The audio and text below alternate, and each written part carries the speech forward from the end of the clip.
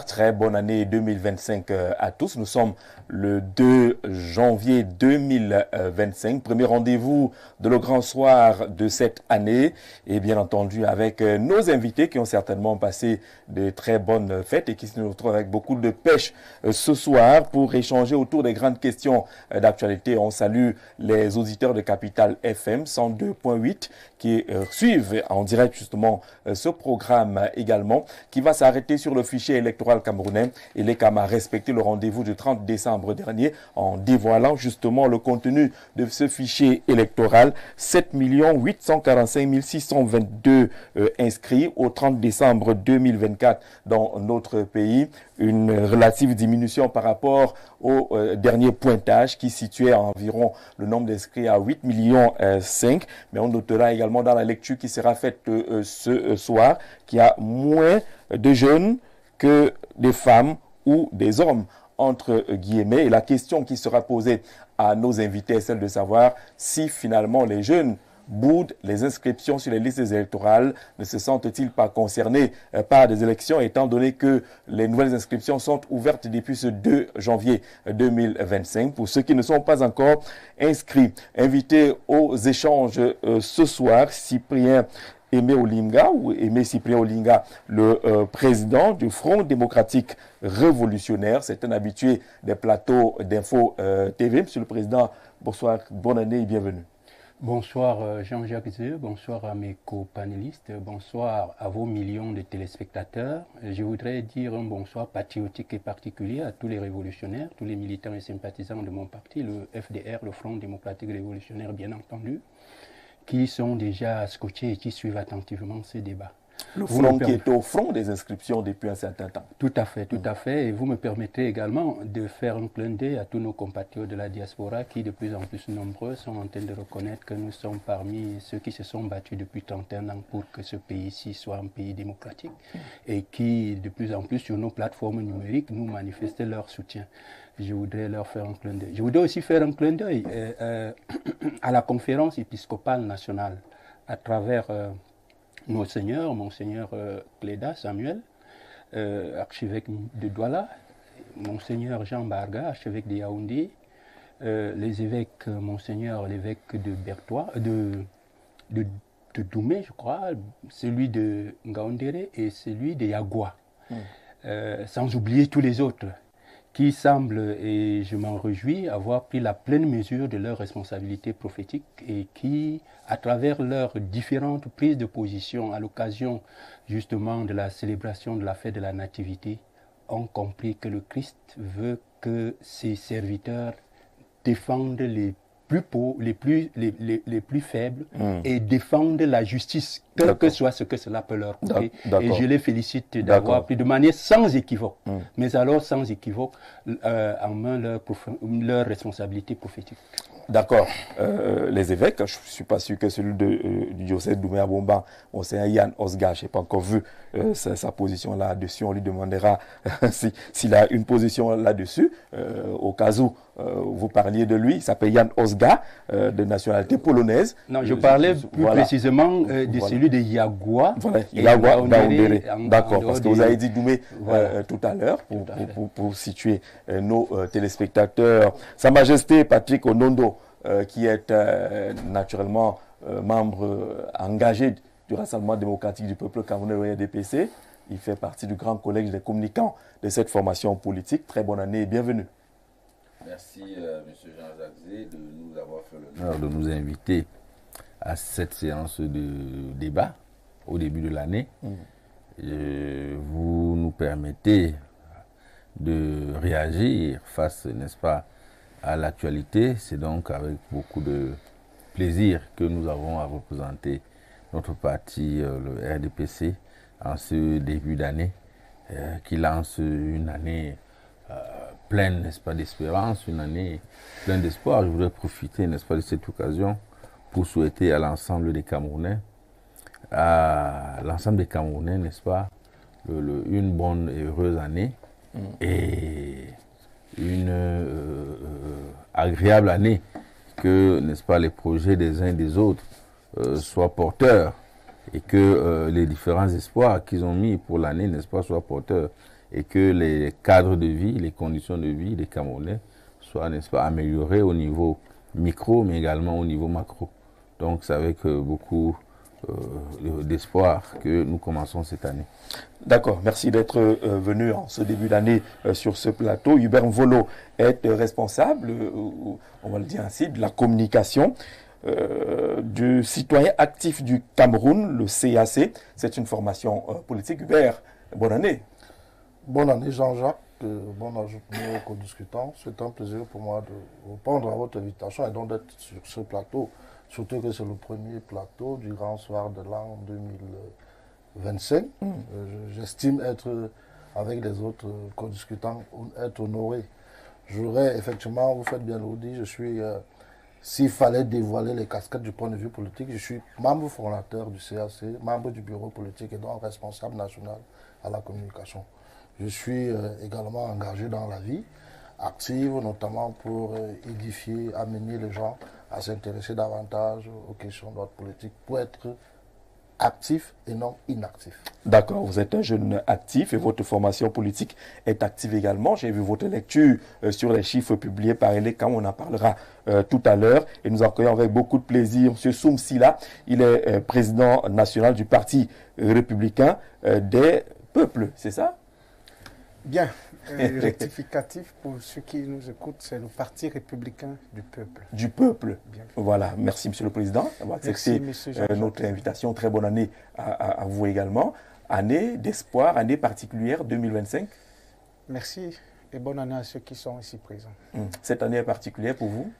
Elle n'est pas particulière tout simplement parce qu'il n'y a rien de nouveau. Il y a quand même une élection présidentielle.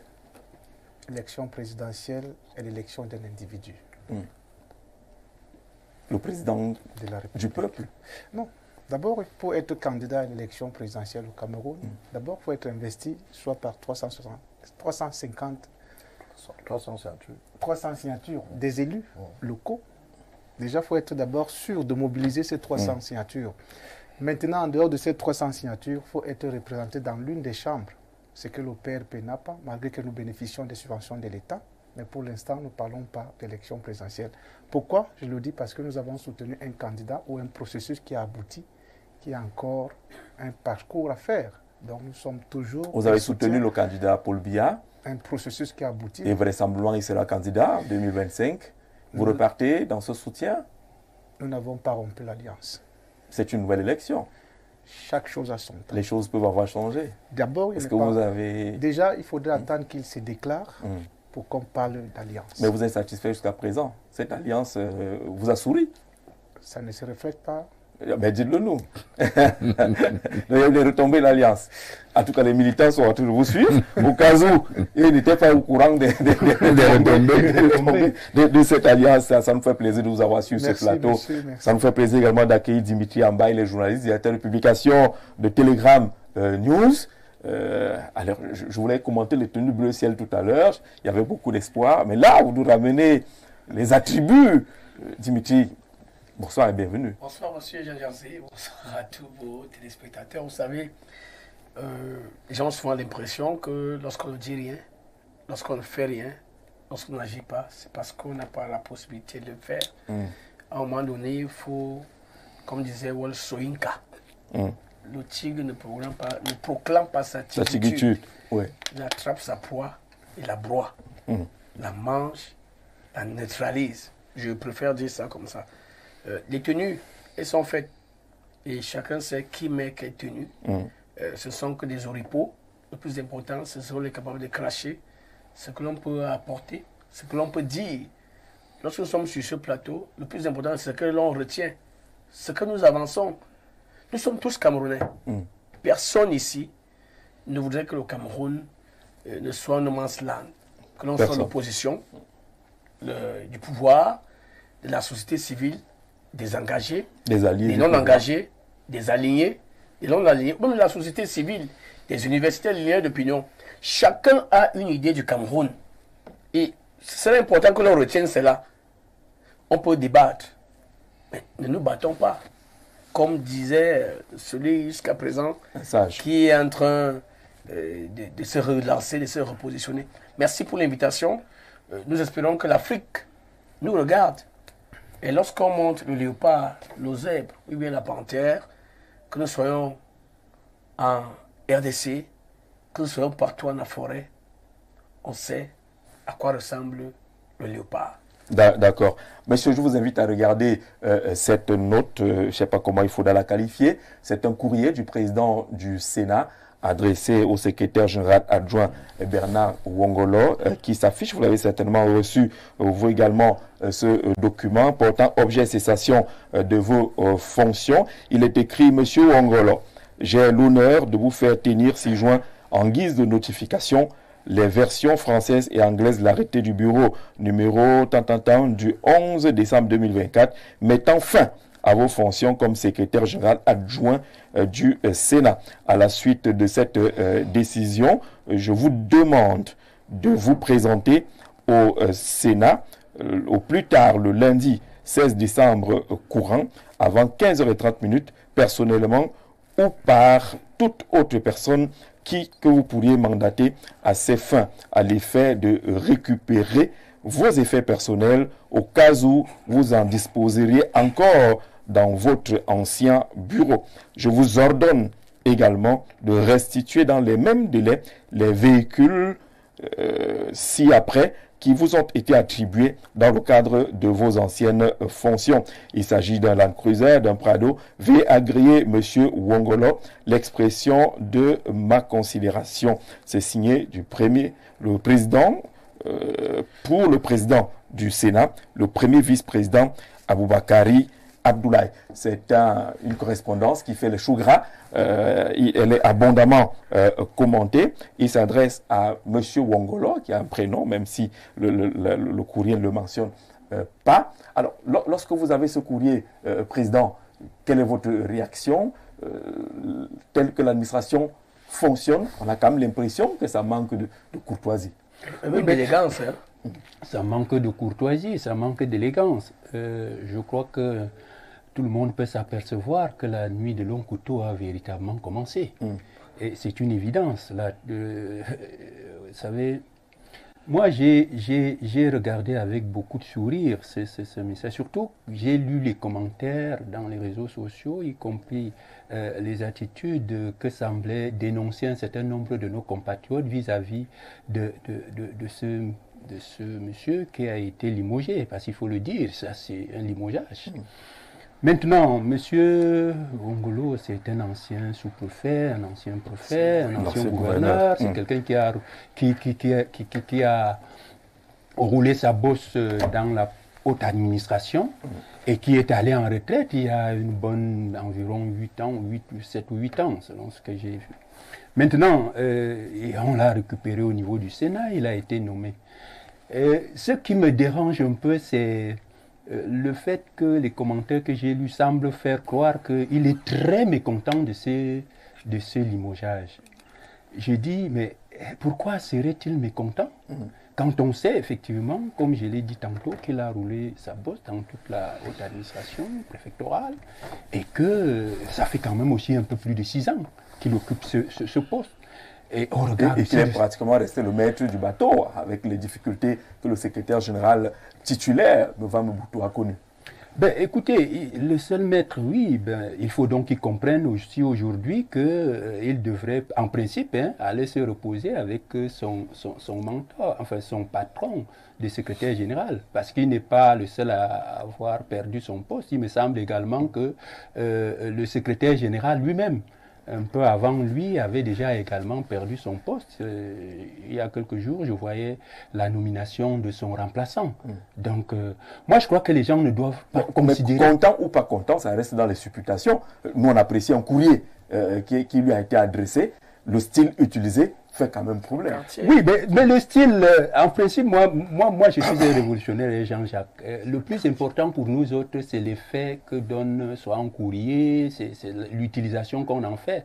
Les mots, oui, il y a quand même aussi une certaine courtoisie républicaine qu'on devrait utiliser lorsqu'on s'adresse à un haut dignitaire, mais je crois que ce n'est pas le plus important. Le plus important, c'est qu'on a libéré 2 postes deux postes de responsabilité qui sont attribués à d'autres Camerounais qui ont aussi droit justement d'apporter leur construction dans le chantier de construction nationale. On ne peut pas considérer que ce pays appartienne à une petite minorité, à une clique de 5-6% de personnes et que les autres 95-96% de la population doivent les observer pendant des décennies et gouverner tout simplement. Moi, je crois que on reste sur le courrier. Je voudrais convoquer l'universitaire que Soumsilas est. D'abord, vous êtes universitaire. Lorsque vous avez un courrier comme ça dans l'administration, est-ce qu'on est obligé d'utiliser un langage pratiquement martial lorsque lorsque ça arrive, on peut quand même habiller cela? Bien, merci une fois de plus. D'abord, il faut souligner que ce courrier s'adresse à un responsable de la République. Maintenant, ceux qui ont pris la responsabilité de l'eau dresser, moi je pense qu'en droit, on dit qu'il n'y a pas la place pour la loterie, seuls les faits sont sacrés. Et qui peut le plus, peut le moins. La question qui se pose ici, est-ce que le vice-président numéro 1 a les capacités? Est-ce que c'est lui qui a nommé d'abord le secrétaire général adjoint? Je pense que tous sont nommés par décret présidentiel. Maintenant, est-ce que le président... Il paraît qu'elle est nommée les adjoints par arrêté du bureau du Sénat. Ah, ok. Rectificatif. Maintenant, la forme du courrier ne respecte pas la déontologie administrative. Ce n'est pas ce genre de courrier qu'il faudrait adresser à un responsable de la République et qui engage l'autorité de l'État et qui engage la République et que le monde entier a les yeux tournés vers le Cameroun.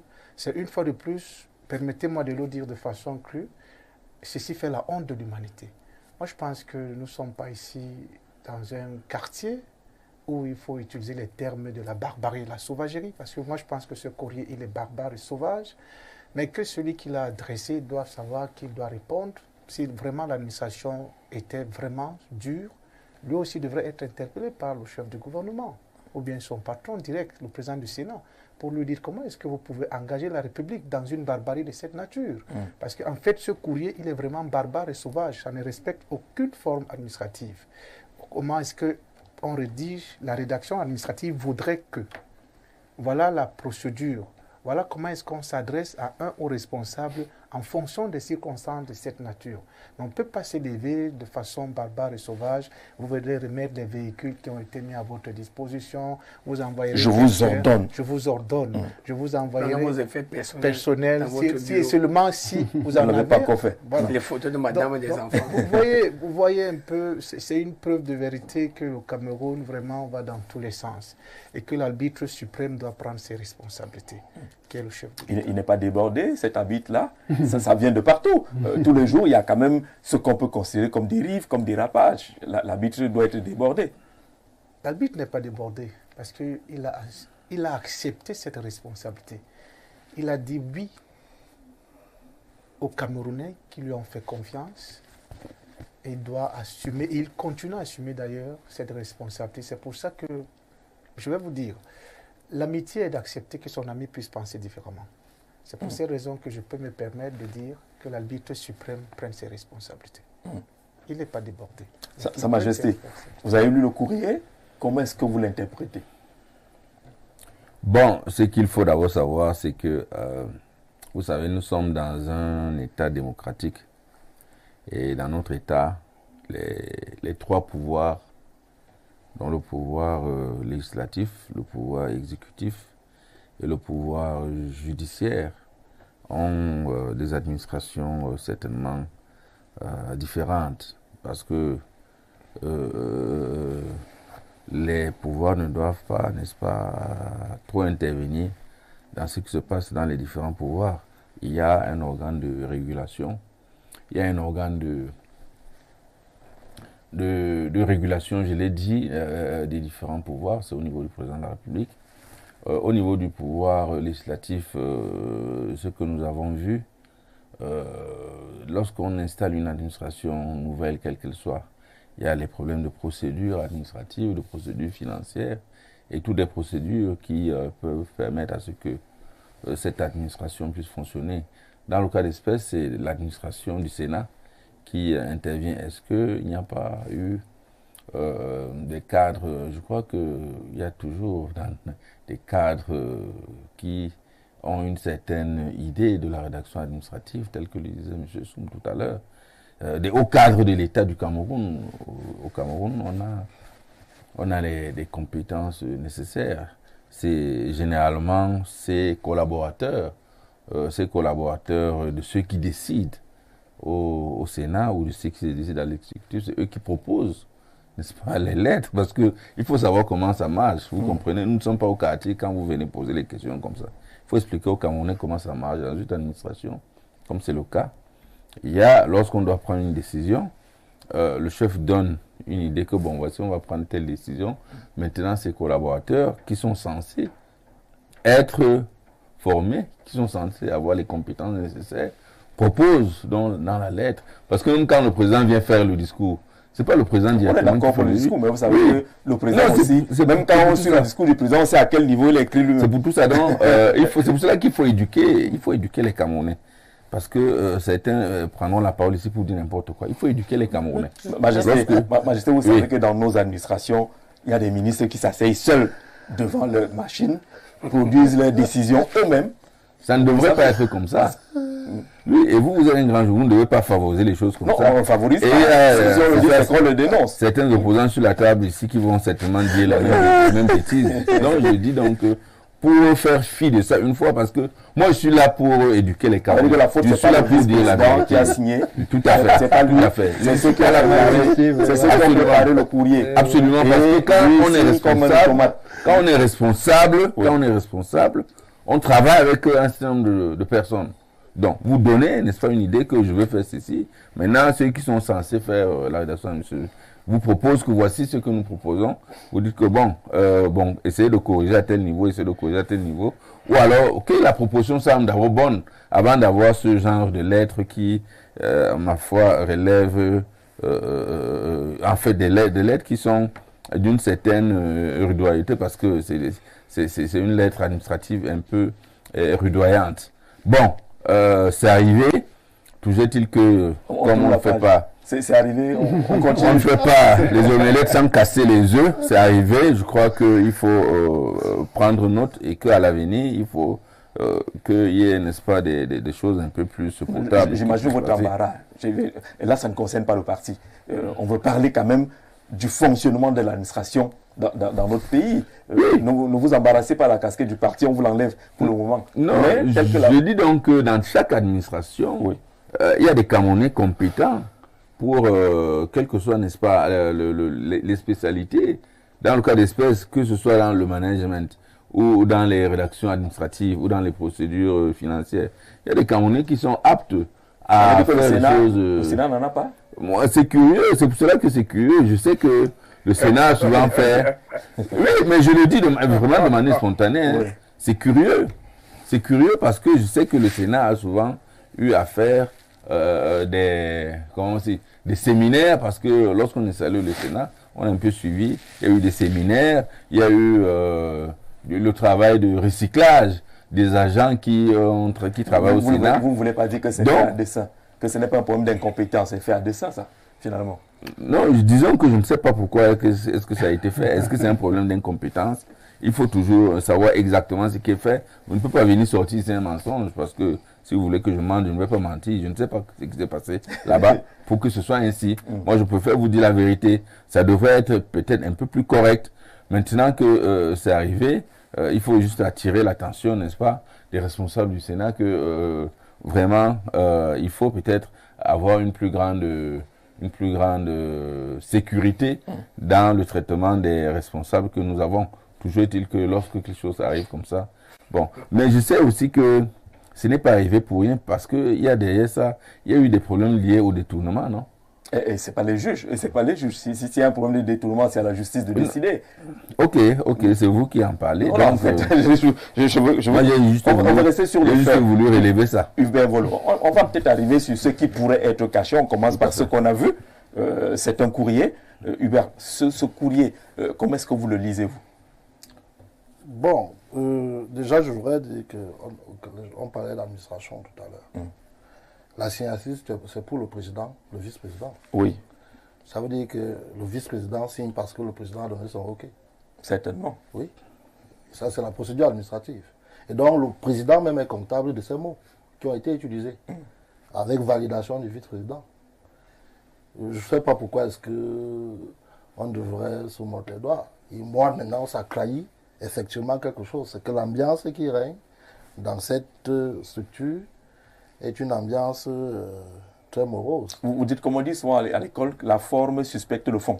C'est clair. Lorsqu'on voit cette forme, c'est que le fond... Je vous dis que j'aurais attendu que mon ami Ndondon dise que c'est un fake. Mais il est établi que c'est un texte qui est authentique, puisque vous en parlez d'ailleurs, vous êtes très sérieux. Et donc, le président du Sénat a donné son OK. Il a demandé à son vice-président, qui n'est pas M. Lambda, quelqu'un à qui on ne peut pas prendre le fonctionnement de l'administration. Il faut rappeler que le vice-président, le premier vice-président, c'est lui le lamido de Rebouba. L'un des plus grands lamidas de ce pays, si ce n'est le premier. Et c'est un féru de l'administration.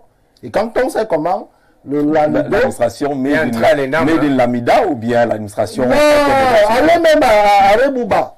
C'est un pays là-bas. Oui. Ça fonctionne avec une organisation.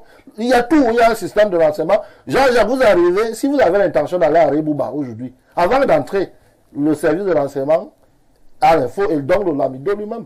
Donc on ne peut pas penser que c'est des gens qui ne savent pas comment on écrit un texte. Ce n'est pas possible. Il faut élargir ça. En réalité, c'est qu'il y a une ambiance qui a prévalu. Parce que les termes comme... Si vous avez encore vos effets. Mais si vous avez encore vos effets, ça veut dire qu'on vous a demandé de partir depuis, mais de manière informelle. Et on vous a même vu commencer à partir. Mais est-ce qu'on a besoin de rappeler à un monsieur qui a été gouverneur que quand vous n'êtes plus là, vous devez prendre vos effets? Mais on n'est pas là pour venir dire qu'on doit rappeler. On est là pour commenter ce qui a été dit. Oui. Non, on n'est pas de venir dire que c'est pas ce qui devait. On dit que, en tant que républicain, quand on regarde ce qui se fait au niveau du Sénat, il y a un réel problème. Mais moi, je vais étendre la réflexion. C'est de cette façon-là qu'ils vont régler leurs problèmes? Non, je vais étendre la réflexion plus loin. Le Sénat lui-même ne sert pas à grand-chose dans ce pays. Il faut être clair là-dessus. Donc, Sénat, si on fait le bilan du Sénat... On est d'accord que c'est un autre débat. Oui, je sais que c'est un autre débat, mais puisqu'on parle du Sénat, et que je n'ai pas parlé de celui du Gabon, je parle de celui du Cameroun. Donc, il y a le fonctionnement. Ça, c'est l'aspect fonctionnel. Je peux donc dire que dans son aspect fonctionnel, il ne sert pas à grand-chose. La preuve, vous voyez qu'il y a peu, effectivement, on parlait d'un détournement de 3 à 4 milliards. 3 à 4 milliards. Et on disait que le détournement est dû au fait que le président lui-même est parti et que on ne savait pas s'il allait revenir. C'est ce qui se disait. J'ai dit qu'on disait. Il y a des instances qui sont là pour attester. Je vous dis qu'on disait. Je parle avec beaucoup de réserve. Sinon, mille et une choses se disent. Donc, de ce point de vue, pour redevenir sérieux, ce langage, les gens peuvent s'en offusquer, mais quand on est un peu, on est raisonné, quand on se lit entre les lignes, ça témoigne de ce que l'ambiance est très tendue dans cet espace, et donc qu'il faut rapidement assainir.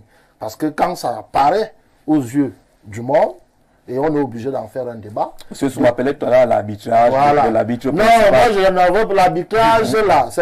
Lui là, il a ses orientations. Et il sait pourquoi il parle de ça. Et comment on va le gérer si on n'a pas... Non, il n'y a pas...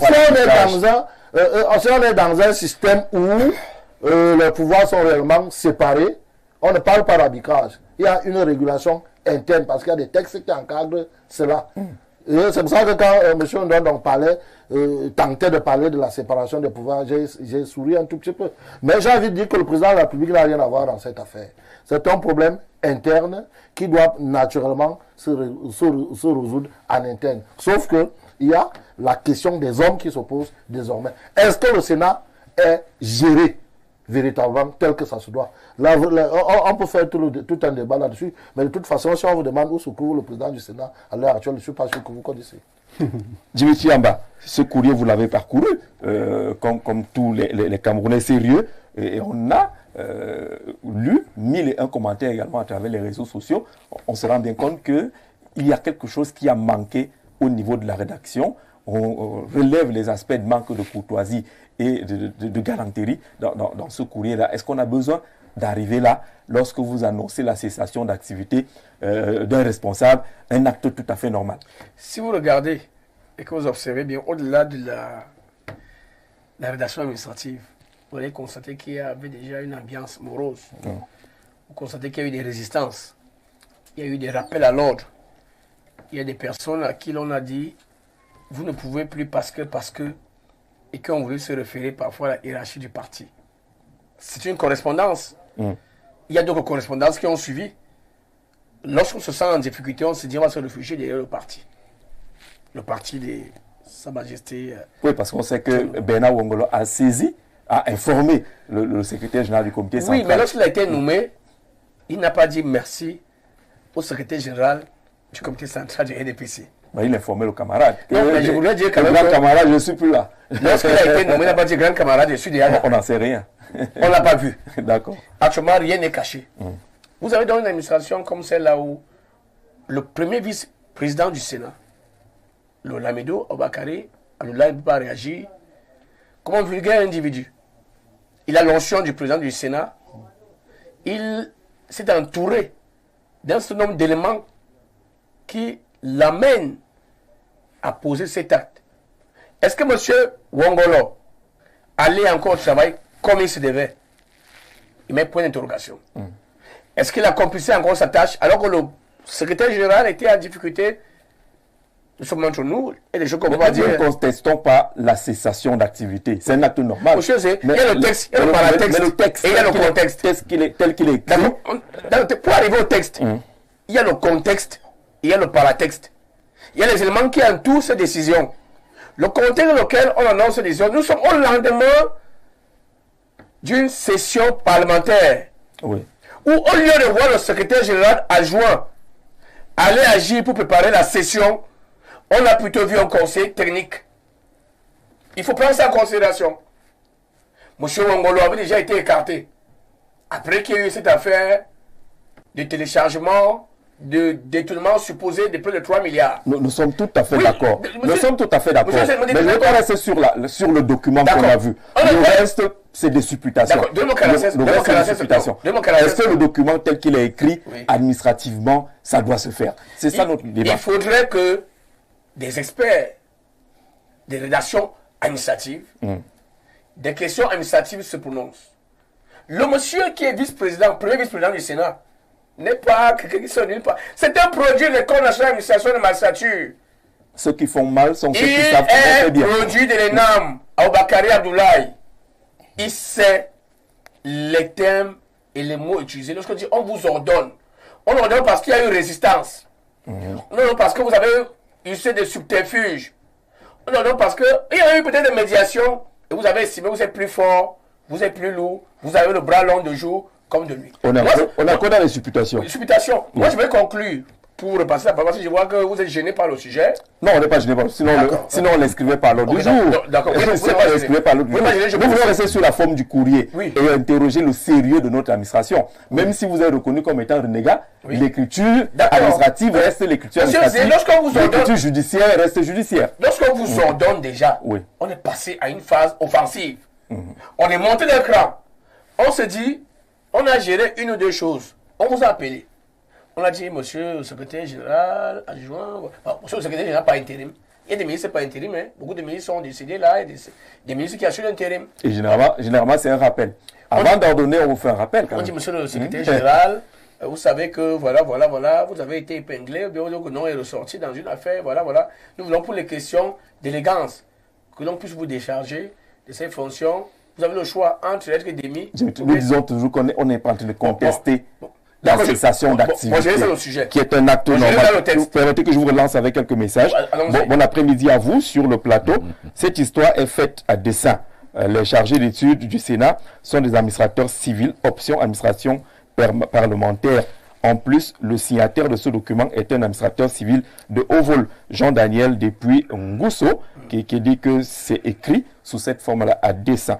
Cet autre scandale montre combien l'ordre dirigeant a conduit notre pays dans l'esbrouf et l'incompétence. Chacun se sert de son petit pouvoir pour régler les comptes de ses adversaires, peu importe celui ou celle qui a conçu cette lettre.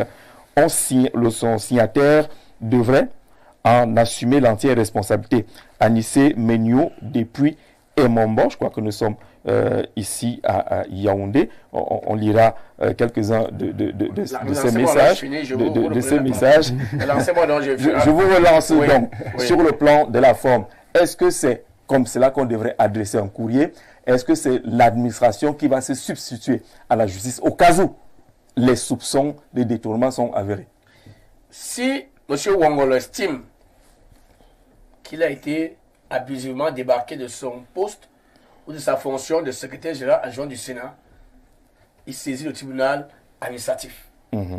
Alors, si le Sénat estime que M. Ouangolo a gardé par devers lui le matériel du travail, il saisit un huissier. C'est comme ça que ça se passe. Sauf que lorsqu'on arrive à ce niveau, il y a les dits, les non-dits, les malentendus et les sous-entendus. Nous restons sur ce qui est dans écrit. le texte. Pourquoi on vous ordonne?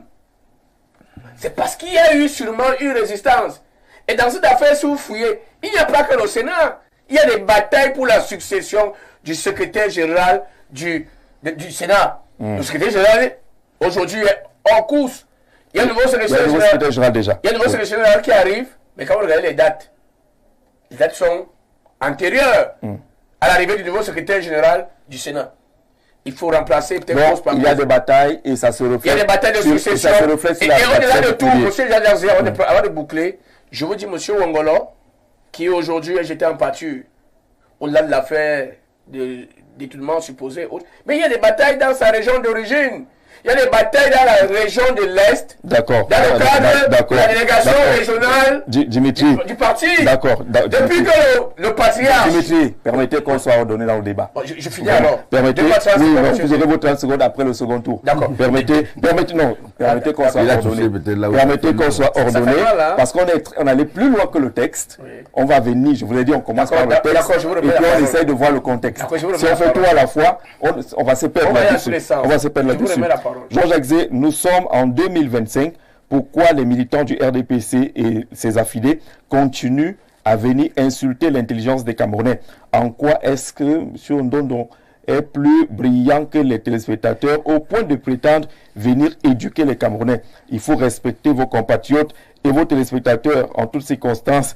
Les leaders doivent être courtois. Les leaders doivent être courtois en toutes circonstances. Et le problème de courtoisie, c'est celui qui apparaît justement sur la forme de ce courrier, président.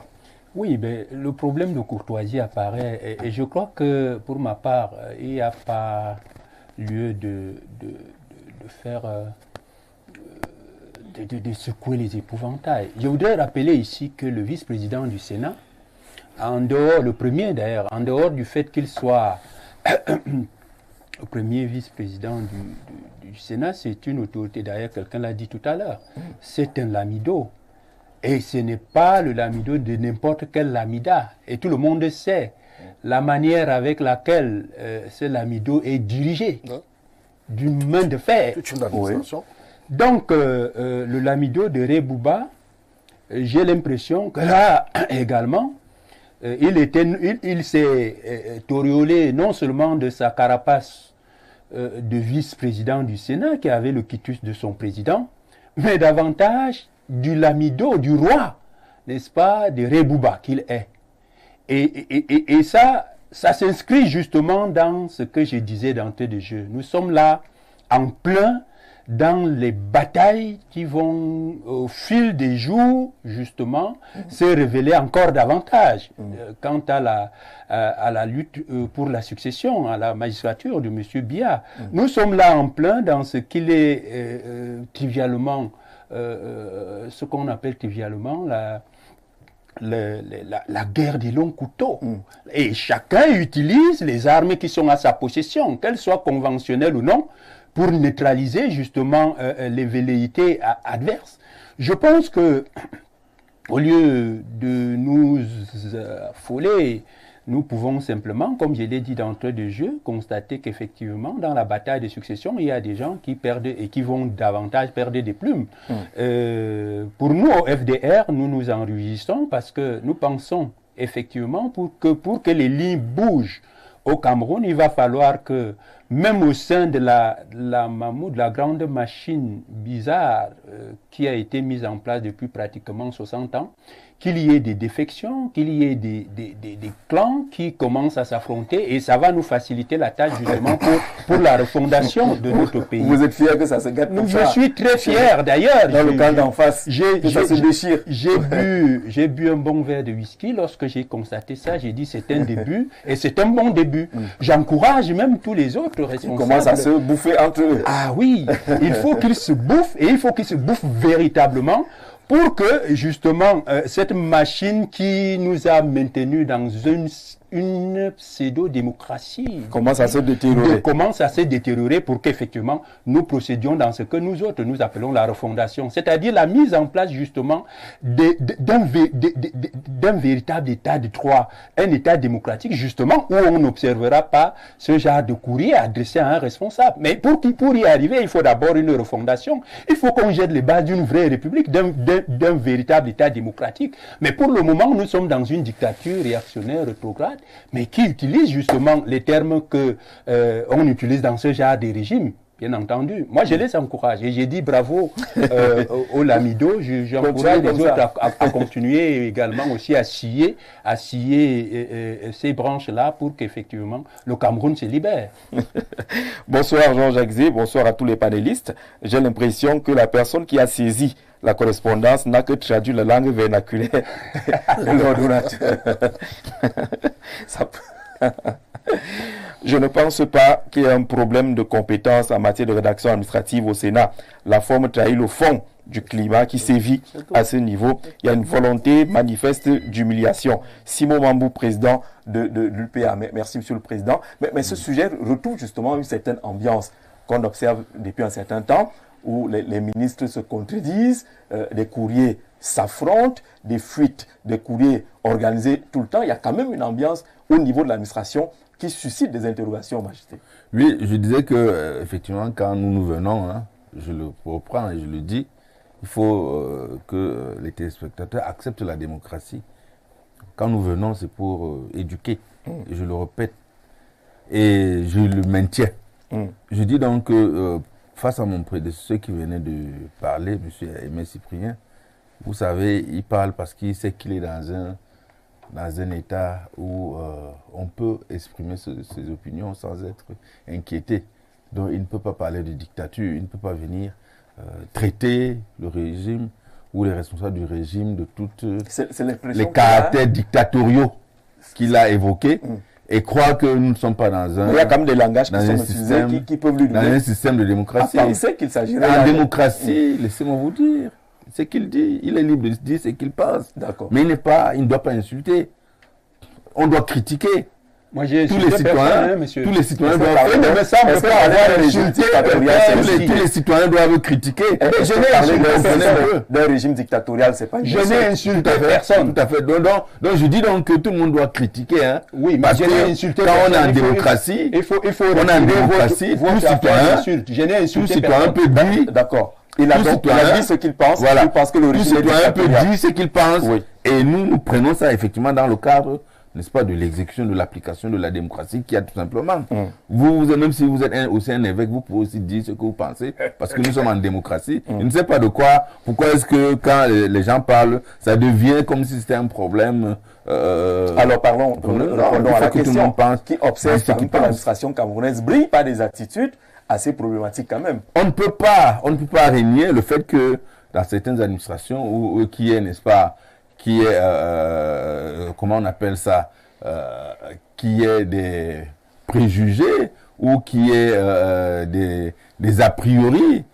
Monsieur Dimitri tout à l'heure le disait, les contextes sont différents. Lorsqu'il a voulu évoquer le contexte dans lequel on fonctionne au niveau du Sénat, on m'a bloqué. Vous avez retiré un peu. Vous avez retiré la parole. Réagir. Parce que si sur le Sénat, il a tout dit. Si on continue dans les investigations, que ce soit au niveau du Sénat ou bien on va arriver, n'est-ce pas, dans la région du concerné, dont vous et moi nous sommes originaires, on peut investiguer un certain nombre de choses, on peut trouver des ramifications, ça justifie. On peut trouver des ramifications qui peuvent mettre mal à l'aise, vous mettre mal à l'aise. Je dis donc, mettons ce que nous... mal à l'aise, Ah, j'ai dit Maître qui? Maître qui m'a dit. Ah, ok. Je ne sais pas ce que j'ai dit. Mais toujours est-il Je veux que. savoir ce que vous avez dit. Toujours est-il que. Toujours est-il que. On est dans un climat de suspicion générale. Voilà. Tout le monde se suspecte et puis. C'est terrible ça. Oui, les questions du village, même les problèmes du village. J'ai nous ici, l'administration. vous comprenez un peu. Il n'y a pas de fumée sans Et feu. c'est Il y a pas de peut-être ça le fumée sans problème de feu. cette administration. Et ça devient vraiment problématique. Et c'est ça le problème des États africains qui apprennent, n'est-ce pas, la démocratie. C'est-à-dire qu'il y a beaucoup de choses qui C'est interviennent démocratique ça? dans le. Mais quand quelqu'un a été viré d'un poste Il bloque les et véhicules. qui bloque les véhicules Il ferme et les qui portes, ferme il les change les portes, serrures. et Allons-y. une nouvelle administration Vous en savez beaucoup, finalement. Non, vous en savez beaucoup. Ça devient intéressant. Ça devient intéressant. Donc vous comprenez donc que lorsqu'il faut libérer certains postes administratifs, on est obligé peut-être d'utiliser certains temps. Donc ce n'est pas parce que logiquement le vice-président du Sénat, un peu comme le bailleur. et le vice-président du Sénat, Un peu comme le bailleur. vice-président du Sénat, c'est pas parce que Mais il y a des il est séculier sur le plan. Il y a des procédures quand même. Non, il y a des procédures, nous sommes d'accord, mais à un certain moment, quand il y a résistance, on change de langage. Oui, on change de langage. Donc, nous sommes sûrs qu'effectivement, c'est dans ce cadre-là et que il faut. Alors, Hubert, voici dans l'administration, ça arrive. tel que c'est en train d'être présenté, c'est-à-dire que chacun a le droit de gérer. Il n'y a plus d'instance. Si vous estimez que vous n'êtes pas dans votre droit, ou que vous êtes dans votre droit, vous posez un acte. Non, regardez que si vous présentez l'administration comme ça, on va perdre les téléspectateurs. C'est-à-dire qu'il faut dire que c'est c'est le contre-exemple en réalité. Oui, parce que tel que Sa Majesté présente la situation, c'est symptomatique du comment fonctionne le Cameroun désormais. C'est-à-dire que depuis un an, vous avez évoqué les textes qui chutent par là, les ministres qui se contredisent, qui racontent les histoires sur les uns. Et vous avez écouté la fameuse affaire Yuri. Le ministre de la Santé expliquait comment est-ce qu'il a failli être piégé par ses collaborateurs, autres ministres et assimilés. Donc, quand ça fonctionne comme ça, il y a lieu de s'inquiéter. Et moi, je dis encore que, et je suis d'accord avec René Cyprien qui dit le texte, que les termes utilisés en réalité, c'est peut-être pour les gens qui apprennent l'administration, ça peut intéresser. Mais moi, le politique, ça c'est un épiphénomène. Ce que moi je constate dans l'affaire, c'est que ce monsieur avait 2 voitures. Une Land Cruiser qui coûte 80 millions. Et un Prado. Un Prado qui coûte 50 millions à lui seul. Voiture de service. Le tout réuni, ça fait 130 millions. Là, c'est le secrétaire général adjoint. Adjoint. Oui. Ça, il avait, pour que les 2 voitures fonctionnent, il devait pratiquement avoir 5 millions de bons de carburant. Pour qu'il roule normalement. Puisque vous savez que pour que le Land Cruiser bouge, il faut faire le plein. On dit que c'est pratiquement 100 000. Donc il avait ça. Il faut mettre l'administration dans Je ne dis pas le contraire. Mais je me rappelle que on parle dans ce pays de réduction réduction du train de vie de l'État. Oui. Donc vous avez un individu qui a été désigné par ses compères dans le cadre de... j'ai lu un texte qui disait que le bureau a siégé ce jour, le 2. Oui. Et qu'on sortit de... Donc vous avez quelqu'un qui est secrétaire général adjoint. Je ne dis pas que c'est des petites fonctions. Mais quand vous lisez également le texte qu'organise le Sénat, on sait ce qu'ils font. Ils ont un rôle qui n'est pas vraiment un rôle extraordinaire. Et donc ils fonctionnent comme ça avec un salaire mirobolant. C'est la 2e institution du pays. Oui, le débat n'est pas sur la 2e institution. Mais le débat, c'est que il faut quand même le dire. Le pays est en train de suffoquer dans la misère. On est ténaillé de part et d'autre par les institutions de Bretton Woods. On a une vie chère, une paupérisation qui bat son train. Et vous avez un petit noyau d'individus qui ne travaillent pas grand-chose, mais qui se la coule douce. C'est un problème. Quand j'ai lu ça, j'ai dit, oh bon Dieu, qu'est-ce que le secrétaire général lui-même a? Qu'est-ce que les présidents ont? Les testeurs ont quoi? Vous voyez que dans cette affaire, les gars bouffent 100 milliards l'an seulement dans le fonctionnement. Il y a beaucoup d'affaires dans l'affaire. Et c'est pour ça que je vous dis que dans le Cameroun nouveau, dans la refondation, le Sénat doit Vous disparaître. êtes aussi dans la refondation. Tout opposant sérieux dans ce pays doit opter pour la refondation, pour la D'accord. rupture. Il n'y a rien d'autre à faire.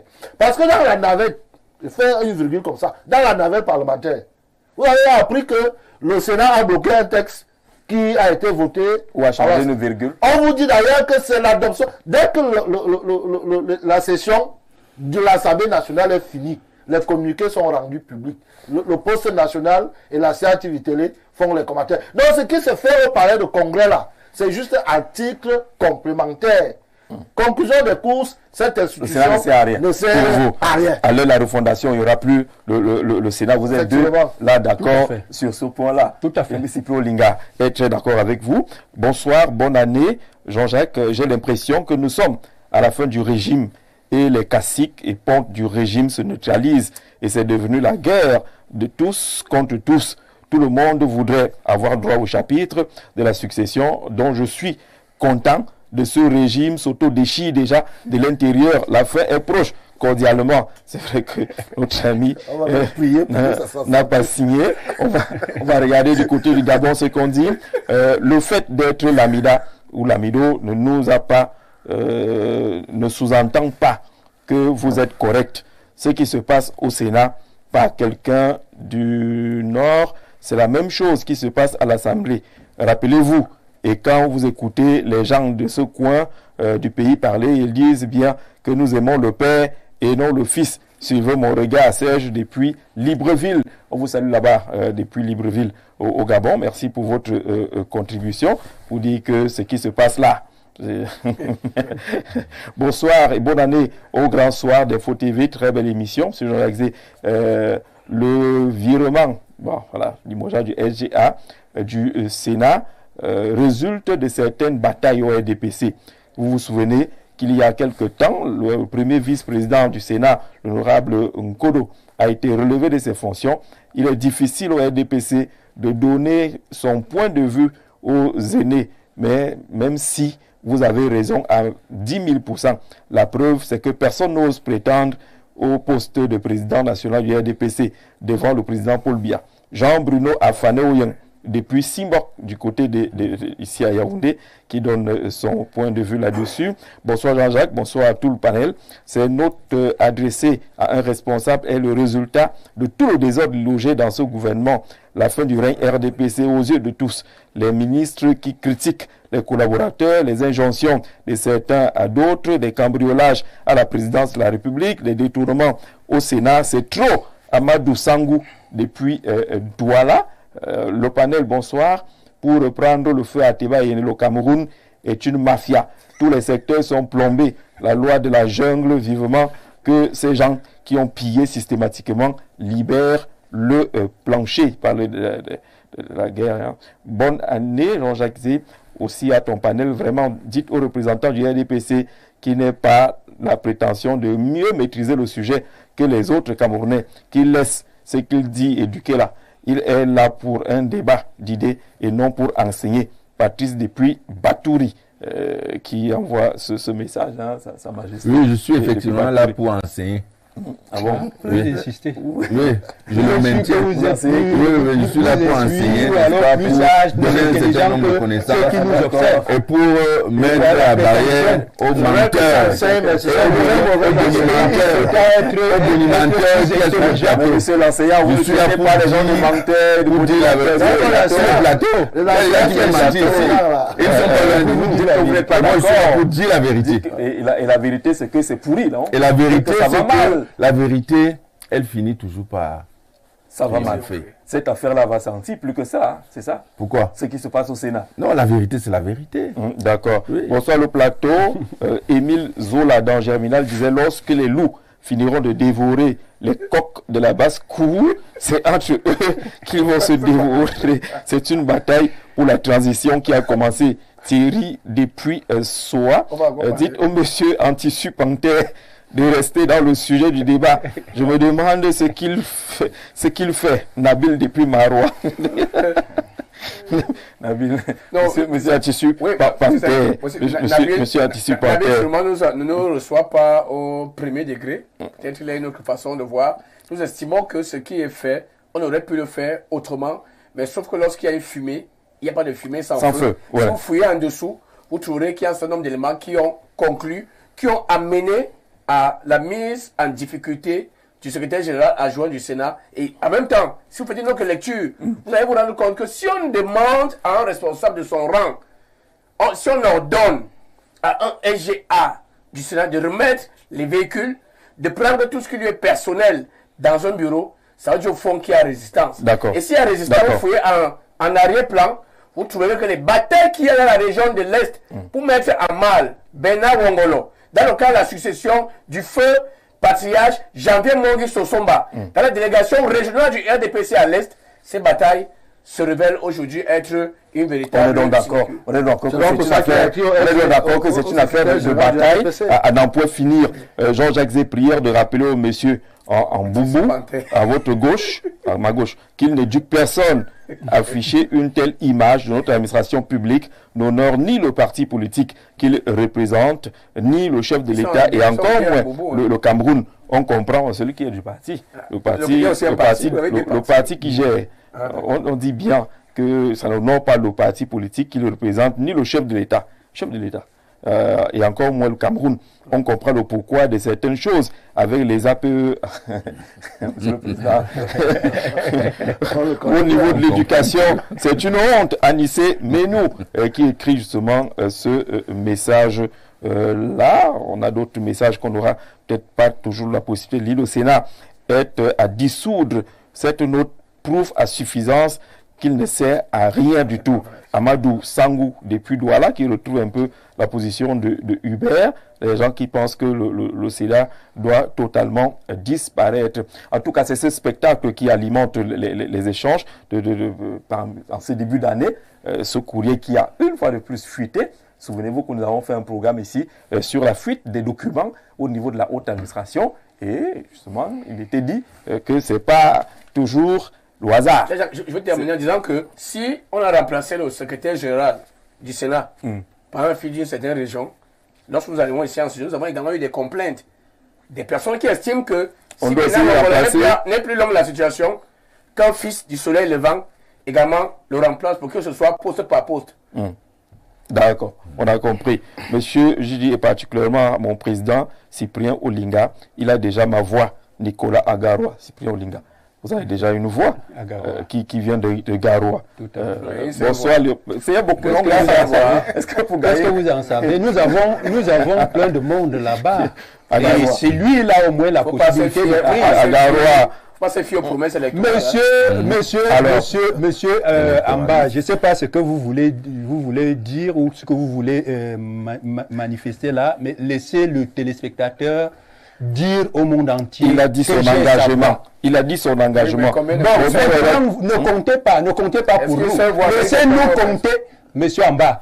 Laissez-nous compter nos soutiens. D'accord, ça vous fait déjà une fois. Voilà. Du côté de Garoua.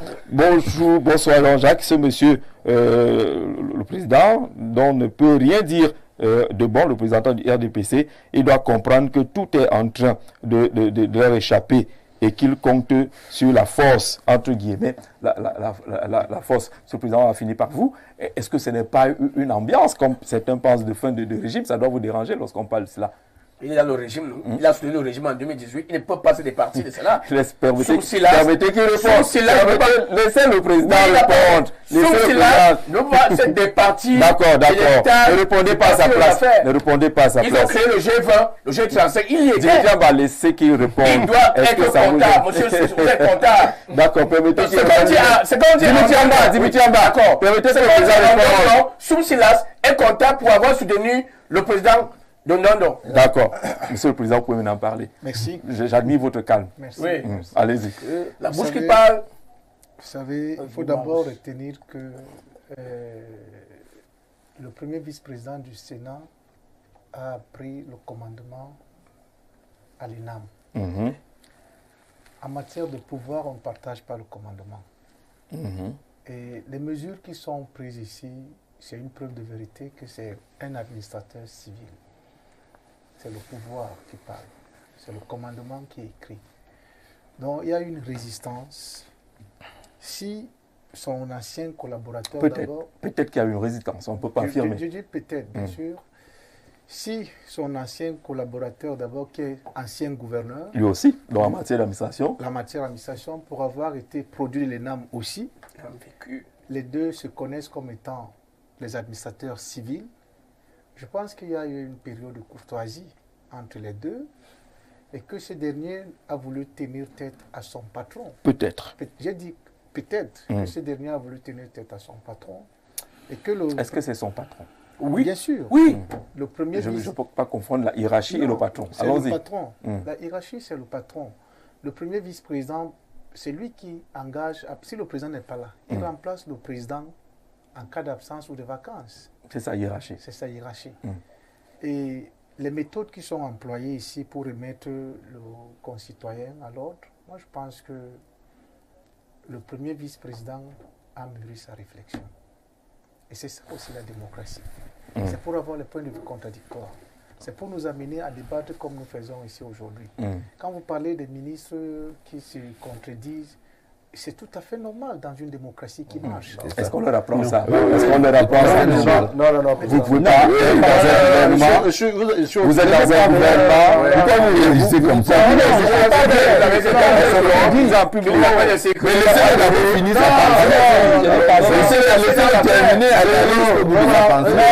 ne faut pas dire. S'il vous plaît, est-ce que les règles du fonctionnement d'une administration veulent dire démocratie?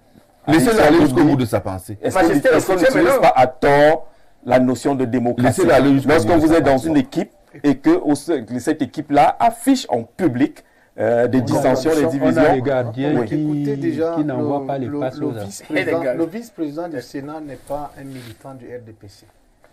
Il n'est pas Il n'est pas militant du RDPC. Parce C'est-à-dire qu'ici, il occupe la fonction de la République. Il est Voilà. le premier Là, vice-président. on est d'accord. Vous comprenez? Il n'agit pas ici dans le cadre du parti. Le parti a les démembrements. Le parti Nous parlons d'administration, vous avez bien parti est compris. organisé. Mais même dans le parti, il y a l'administration du parti. Voilà. Est-ce que l'administration du Ici, parti... Ici, monsieur, permettez-vous. Oui, allez-y. Ici, il n'agit pas dans le cadre du parti. Il agit dans le cadre d'une administration qui relève de la compétence de l'État. Donc, il représente l'État dans une forme d'administration. Segment parlementaire. Bien. Sa décision ici, moi, je pense que c'est aussi une façon de faire valoir la démocratie. Permettre aux gens d'être divergents. On peut avoir les divergences, on peut avoir les désaccords. Mais ça ne voudrait pas dire que... Même en utilisant les propos, les attitudes humiliantes. Je vous ai dit au départ que... Est-ce que la démocratie... Je vous ai dit au Est-ce qu'il y a un départ... nouveau LGA? Est-ce que la démocratie le bureau impose... C'est un produit de l'ENAM. C'est un commandeur. C'est une autorité qui parle. Et il parle à un ancien gouverneur. Ils se comprennent. Ici, nous ne pouvons donner que nos avis qui... Aucun de nous ne travaille au Sénat. On n'a pas besoin de travailler au Sénat pour On lui. n'a pas besoin de travailler au Sénat. Non, mais... On est quand même d'accord des éléments du Sénat. Il y a une attitude Sans être là-bas. qui soupçonne des batailles. Non, il n'y a pas de bataille parce que le chef est là. Je ne pense pas que le chef est parti. Le chef est là. Lequel chef? Vous parlez de... Le chef est là. Le vice-président représente le président. Le président qu'il est là. Le vice-président. Est-ce qu'il y a un nouveau LGA qui a été nommé? Pourquoi vous demandez au LGA de partir? Le vice-président a pris ses responsabilités. En présence du chef. Le vice-président a pris ses responsabilités. En présence du chef. Le service de continuité. En présence du chef. Et du coup, il se balance de tout le monde. Il a posé l'acte qu'il fallait poser en tant que chef.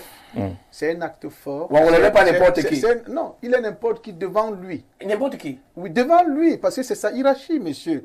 Bongolo, il n'est pas n'importe qui devant vous ou devant la région. Devant vous aussi, qui avait choisi le RDPC. Non. Permettez qu'il élabore. Dimitri Amba. C'est une affaire de Dimitri Amba. Parlez quand vous avez la parole. C'est une affaire. Non, Dimitri. D'accord. Dimitri. C'est le parti. Dimitri Amba. Permettez aux invités de parler, s'il vous plaît. Il faut noter que ces débats sont d'abord pédagogiques. Oui. Quand nous sommes ici, Voilà. il faudrait que ces Camerounais qui nous écoutent retiennent que quelque chose. Allez-y. Permettez qu'il termine, Dimitri, s'il vous plaît. S'il vous plaît, permettez à nos invités d'être à l'aise quand ils élaborent. Voilà, allez-y. D'abord, le débat, il est pédagogique. Il faut que ces Camerounais qui nous écoutent retiennent qu'il n'y a pas de la barbarie dans ce débat, qu'il n'y a pas de la sauvagerie dans cette télé, et que les responsables qui dirigent cette télé sont bien renseignés. Voilà, ils sont très courtois. Voilà. Ils sont courtois. Voilà, très bien. Bien. Maintenant, parlons de la forme de la lettre. Moi, je pense qu'il relève du vice-président d'assumer ses responsabilités. D'accord, mais je retiens que vous aviez dit à l'entame qu'il y avait beaucoup de barbarie dans cette lettre-là. Bonsoir, monsieur, vous n'avez pas changé d'avis à ce sujet-là. Non, mais je n'ai pas changé d'avis, mais j'ai dit qu'il a assumé la responsabilité qui était la sienne et il a posé un acte. D'accord. Bonsoir, monsieur le modérateur. Je dois dire que les propos de Hubert Mvolo concernant le Sénat sont à prendre en compte. Et par là même du Sénat, je ne vois pas son utilité dans un pays comme le Cameroun, vu la situation actuelle. Bonis Gilles Giresse, alias le balancier.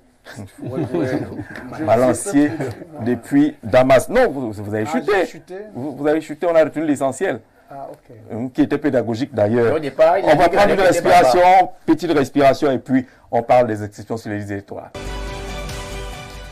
On le dit à l'entame de ce programme, ce 2 janvier 2025 marque l'ouverture des opérations d'inscription sur les listes électorales. Après le point fait par ELECAM le 30 décembre dernier, qui affiche ouvert le tableau avec la réalisation 7 845 622 inscrits au total au Cameroun. On peut également avoir plusieurs lectures sur les 7 845. Il y a 7 818 822 Camerounais inscrits étant au Cameroun.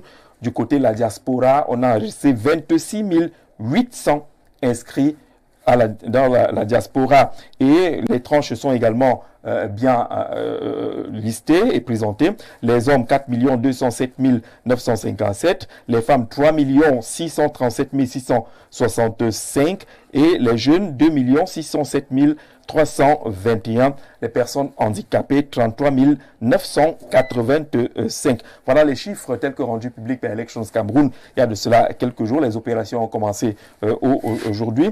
Première lecture, on n'a pas beaucoup avancé. On note même une certaine reculade après le toilettage de ces listes électorales par Elections Cameroun par rapport aux 8,5 millions qui étaient pressentis il y a de cela quelques mois. On est effectivement à 7 millions. On tourne autour de 7 millions depuis plusieurs années maintenant, Président. Sa Majesté, pourquoi est-ce que ça n'avance pas? Ben, disons que vous l'avez dit, on sort des inscriptions, ça s'est terminé en fin août. La machine ELECAM a eu le temps effectivement de toiletter. Et au jour d'aujourd'hui, le 30, vous l'avez dit, 30 décembre, ELECAM a donné, n'est-ce pas, les chiffres de ceux qui sont réellement inscrits, de ceux qui sont certainement vivants.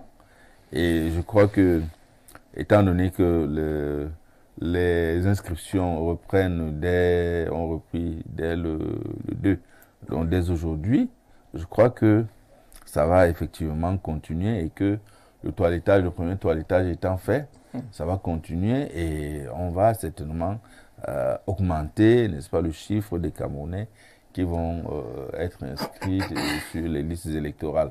Moi, je ne vois pas où se trouve le problème. Alors, si on a une population estimée à 25 millions par là et qu'on n'est que 7 millions d'inscrits, on sait que la base électorale supposée est au-dessus de ce nombre-là et que ça fait quand même plusieurs années, on tourne autour de 7 millions. Disons que les inscriptions, ça dépend effectivement des Camerounais. Le droit de s'inscrire sur la liste électorale, c'est un droit qui est un droit personnel qui appartient à chaque citoyen. Le citoyen, il a le droit de s'inscrire. Il peut ne pas utiliser ce droit. Vous comprenez? Mais c'est une liberté individuelle. Ça vous dérange pas? Ça vous dérange pas? C'est une liberté individuelle. Que les Camerounais ne se bousculent pas pour participer au jeu démocratique? Je suis d'accord que c'est une liberté. Oui, c'est une liberté. Est-ce que ça vous dérange pas? Maintenant, je crois que liberté soit plus nombreux. Maintenant, je crois que c'est une liberté que chaque citoyen peut jouir de sa liberté, faire ce qu'il veut de sa liberté. Il faut juste effectivement encourager sensibiliser, n'est-ce pas, les Camerounais, n'est-ce pas, à utiliser cette liberté individuelle. Nous n'allons pas, vous et moi, faire des contraintes, chercher à contraindre. Parce que le régime de contrainte, tout le temps pour demander aux gens de s'inscrire. Le régime de contrainte n'est pas bon en démocratie. C'est pour cela qu'il faut laisser les Camerounais s'exprimer. Alors lorsque vous avez dire ce qu'ils pensent. Le président de la République est élu avec 3 millions de votants au total, ça ne vous dérange pas? Disons que ça dépend des Camerounais, ça dépend des Camerounais qui veulent effectivement participer à la vie politique en s'inscrivant sur les listes électorales. C'est ce que nous faisons, n'est-ce pas, comme je rappelle que le RDPC dit soit avoir 4 millions de ces 7 millions c'est ce que nous faisons comme sensibilisation. Donc, et nous laissons, n'est-ce pas, la liberté à chaque citoyen de faire de sa liberté ce qu'il veut. Et il faut respecter ça. Vous ne pensez pas qu'il boude? Non, non. Bouder pourquoi? C'est à vous de me dire pourquoi vous voulez qu'il boude. Vous ne pensez pas, vous, qu'il boude? Chacun peut faire... Au fil des ans, vous faites de sa liberté, personne ne se bouscule. Non, chacun peut faire de sa liberté. Ils disent que ça ne sert à rien pour individuelle, c'est qu'il veut. Oui. C'est ça. S'il veut, il s'inscrit. S'il ne veut pas, il ne s'inscrit pas. Mais nous le sensibilisons que non, inscrivez-vous. Alors, votre fer de lance, la nation, n'a que 2 millions d'inscrits. Les jeunes présidents... Aimé Scipio Olinga, ce n'est pas vous qui avez parlé de faire de lance en gestion, mais tout le monde a adopté cela finalement, que les jeunes s'inscrivent moins que les personnes dites âgées. Est-ce qu'il y a une lecture à faire derrière? Oui, il y a une lecture à faire. Il y a une lecture. Quand on est un homme politique sérieux, on sait ce qui se cache derrière. La première chose qu'il faut dire, et j'ai regardé Sa Majesté essayer de tourner autour du pot, et je le comprends, c'est que 8 500 000, d'ailleurs on a parlé d'un peu plus de 8 500 000, un peu plus très récemment. Oui. Aujourd'hui, on nous parle de 7 millions. Le premier constat que je peux faire ici, et qui me désole, c'est qu'en réalité, le pouvoir, dans sa logique, de toiletter tous ceux qui, j'ai l'impression, il faut bien que ces gens-là me démontrent que je me trompe. J'ai l'impression que les 120 000 qu'on a d'abord amputés, quelque part, et très récemment encore, même comme on est venu nous rappeler ou nous dire qu'ils ont été réintroduits dans le jeu, je constate simplement que, à l'observation de ces chiffres-là, je suis dubitatif. Je peux me tromper, mais j'ai l'impression que les 120 000 n'ont pas été réintroduits dans le fichier. J'ai l'impression que les presque 850 000 Camerounais qui se sont bousculés les 3 derniers mois, n'est-ce pas, avant la suspension des inscriptions, n'ont pas été retenus justement dans le cadre de ces fichiers. J'ai l'impression que la base des inscrits sur laquelle nous tournons depuis pratiquement 1992 est la même et la seule qui aujourd'hui nous est toujours imposée par Elections Cameroun en accord avec le pouvoir pour justement écarter la jeunesse justement du jeu démocratique. Est-ce que ce n'est pas une accusation grave? Non, ce n'est pas une accusation. Et le parti voudrait écarter la jeunesse. Est-ce que vous avez vu vous-même dans le quotidien les jeunes se bousculer, aller vers les inscriptions? Oui.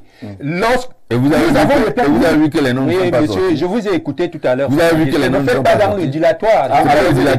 Est-ce que vous avez écrit le nom? J'ai dit donc que pour moi, les jeunes que nous avons vus, que nous avons mobilisés, que nous mobilisons au quotidien et que nous avons vus alignés pendant des mois pour s'inscrire avec un seul message. Il faut allier. Oui. Mais Jean-Jacques, vous êtes... C'est le reporter qui parle maintenant. Oui. Ben, écoutez, on a quand même observé avant la clôture du 31 On a vu pendant des mois. Nous mobilisons cette jeunesse-là. Elle est en train de s'inscrire. Donc le chiffre qui est présenté pour vous... Non, le chiffre qui est présenté là, nous disons que c'est un chiffre qui a été fabriqué en amputant justement le fichier électoral de tous ces jeunes qui se sont inscrits récemment. Et donc, nous savons, d'ailleurs, le discours... Vous savez que ces jeunes-là sont contre... Oui. D'ailleurs, ça se dit. Les jeunes disaient, et ils le disaient même dans la plupart de vos médias, qu'ils sont déterminés cette fois-ci, au regard du changement qui est intervenu au Sénégal, ils ont compris effectivement que si la jeunesse se mobilise, si la jeunesse prend ses responsabilités, les lignes vont bouger. Et ils ont dit, ils nous le disent au quotidien, que cette fois-ci, nous allons nous impliquer et nous allons changer l'ordre des choses. Et nous avons la certitude, moi j'ai la certitude, que ce fichier a été amputé justement de tous ces jeunes-là qui vont voter et qui ont dit qu'ils voteront justement les candidats de l'opposition. Le fichier est rendu public depuis le 30 dernier. J'espère qu'entre-temps, puisque vous êtes un habitué de ce plateau, vous reviendrez avec tout à fait. les revendications des jeunes. Tout à fait. Et d'ailleurs, j'encourage même d'abord cette jeunesse, j'encourage les jeunes Camerounais. J'encourage contrairement à ce que Sa Majesté dit, c'est la liberté. Moi, je dis à la jeunesse camerounaise, à tous les jeunes qui ont au moins 20 ans, de s'inscrire dès aujourd'hui, à partir de demain, d'inonder justement les bureaux de l'ECAM. Parce que c'est avec le chiffre, nous voulons 13 millions d'inscrits. Et c'est avec ces chiffres-là, justement, que nous allons renverser le. D'accord, juste une petite chose. Oui. Monsieur Sylvain a fait les déclarations qu'il a eu à faire, mais est-ce qu'il est allé inscrire quelqu'un ou bien il a inscrit des gens et que les noms ne sont pas sortis? Ouais. Dans tous les cas, on attendra. On lui a dit que s'il retrouve des gens qui se sont inscrits, n'ont pas vu leur nom, on sera très à l'aise. Tout à fait. Sur le plateau Hubert, on a vu ta sortie après la publication de ces chiffres. Vous sembliez dire que la jeunesse, je ne veux pas dire de soi un peu, parce que lorsqu'on voit entre hommes et femmes, le chiffre le plus bas, c'est celui des jeunes. Non, la jeunesse de soi un peu, non. Il faut analyser la situation. Il y a des faits. Les faits sont que la taille de la population jeune en âge de voter au Cameroun est essentiellement autour de 11 millions. C'est-à-dire que quand on prend l'intervalle de 20 ans à 35 ans, si on considère que c'est ça qu'on appelle la jeunesse au Cameroun, et que les Camerounais nous disent que c'est pratiquement 2 600 000, il y a quand même lieu de s'interroger. Et il faut se poser la question. On ne peut pas penser que 7,5 millions de Camerounais, de jeunes gens, qui ont de 21 à 35 ans, qui sont minimalement des gens qui ont obtenu au moins le bac, sont incultes. On ne peut pas réfléchir comme ça. Est-ce qu'ils boudent alors? Ils ne boudent pas. C'est qu'il faut se poser les vraies questions. Il y a un travail qui a été fait depuis pratiquement 40 ans dans ce pays. La résignation s'est installée. Et il a été relayé dans les maisons par les Ondondon. Dont les jeunes sont résignés. Oui, on est dans la résignation, il faut en sortir. Ils ne boudent pas, ils sont résignés. Et la question c'est pourquoi est-ce qu'ils sont résignés? On fait tout un débat. Rappelez-vous de 92, le discours du président de la République. L'école aux écoliers, la politique aux politiciens. Je rappelle qu'il ne s'agressait pas aux enfants du coup moyen 2, même pas de ceux de 3e, même pas de ceux de terminale. Il s'agressait aux étudiants. Qu'il a d'ailleurs, à son temps, minimisé en parlant d'écoliers. Et ce discours a été relayé dans les maisons par les Ondondon. Le président a dit que... Et ces jeunes qui sont super intelligents, on dit que ok, on n'y va pas. Mon rôle, quelqu'un parlait d'enseignement tout à l'heure. Moi, je considère que quand vous nous appelez, à côté du militantisme, on doit pouvoir, on a l'obligation d'édifier les gens. C'est de là que c'est parti. Parce que nous avons reçu ça dans les maisons. Le président a dit que l'école aux écoliers, la politique aux politiciens. Quand vous allez dans les villages, dans la Ligue natale, il venait nous dire ça. Que laisser la fin de la politique là, ce n'est pas pour les enfants. D'accord, ça c'est le premier point. C'est le premier point. Le temps a donc passé, certains ont adopté cette posture. La deuxième. Avec entre-temps, vous, la nouvelle jeunesse, vous n'avez pas réussi à les convaincre, à les ramener. Non, la question, ceux qui disent là, il ne faut pas prendre la question n'est pas que nous n'avons pas réussi, nous travaillons à les ramener. Et à ce niveau, on peut s'en féliciter. À quel moment la mouvance, la dynamique ou alors l'implication de la jeunesse dans le jeu politique. Mais c'est un tableau quand même bizarre pour le jeune. Si vous le présentez comme celui qui a écouté en 92 le discours qui disait l'école aux écoliers dans un contexte précis et qu'aujourd'hui ils suivent ça comme un dogme. C'est ce qui est en problème. Jean-Jacques, on parle de casquette, je suis historien à la base. Je connais le travail qui a été fait sur la jeunesse depuis l'époque coloniale. Et la jeunesse de 92, on ne peut pas la jeunesse de 92 à quel âge aujourd'hui? Non, quand je vous dis que les se sont chargés, je parle de non, comme étant un aîné, c'est pas dans le sens de, je parle de non, comme étant un père, comprenez un peu, il a dit à la maison, donc quand je parle de non, c'est une image, je peux parler de Cyprien aussi, Comprenez un peu. Non, Ils vont dire, moi, je ne peux pas dire ces gens. voilà, j'enlève donc. Je ne peux pas dire ces gens. Quand j'ai fini de dire ça, sur ce point-là, oui, il y a la résiliation, mais je vois dire que depuis 2015, 2016, 2017, la jeunesse est revenue. Mais le mal est tellement profond que on se rend clairement compte que malgré le travail qui est fait, rappelez-vous du mouvement de 11 millions d'inscrits de Cabral-Lebi. Est-ce que ce n'est pas un mouvement, une initiative à saluer? Mais pourquoi ça ne suit pas? Pourquoi ça ne suit pas? Ça ne suit pas parce que il y a un élément motivateur en termes de représentativité sur la sphère, ou alors dans la sphère gestionnelle, dans le fonctionnement de la République. Les jeunes qui s'engagent même en politique, en termes de récompense, vous les voyez où? Vous voulez qu'il les récompense? Si on va au RDPC, ça veut dire que c'est les jeunes qui ne veulent pas le changement. ça veut pas le faire. Non, c'est pas ça. S'ils veulent le récompenser par ceux qui gèrent, c'est qu'ils ne veulent pas le changement. Non, c'est pas ça. On est en train de vouloir expliquer pourquoi est-ce que les jeunes ne partent pas. Je dis qu'ils ne boudent pas, ils ne se reconnaissent pas. Si on va au RDPC, est-ce que dans le gouvernement qui gère le Cameroun, sur les 65 ministres, secrétaires généraux assimilés, vous avez un seul jeune là-bas qui a moins de 40 ans? Ça devrait plutôt motiver les jeunes à s'inscrire. Mais ça peut également se dire que ça ne sert à rien pour faire. Ceux qui s'engagent là-bas n'ont pas de récompense politique. Donc, ils s'inscrivent pour aller ailleurs. Donc, du coup, sans problème, on doit pouvoir, et moi je vous félicite d'avoir posé ce problème à l'entame de cette année. Le 2, date butoir des inscriptions. Pour dire aux gens, chers amis, tel que c'est parti, la tranche qui paye le prix fort, qui est d'ailleurs majoritaire, c'est la jeunesse. La tranche qui peut, quand elle se fâche, faire bouger les lignes, c'est la jeunesse. Donc il n'est pas question que, après avoir été pendant longtemps bloqué dans un appareillage de résiliation, qu'on continue à observer. 2025 est l'occasion idoine.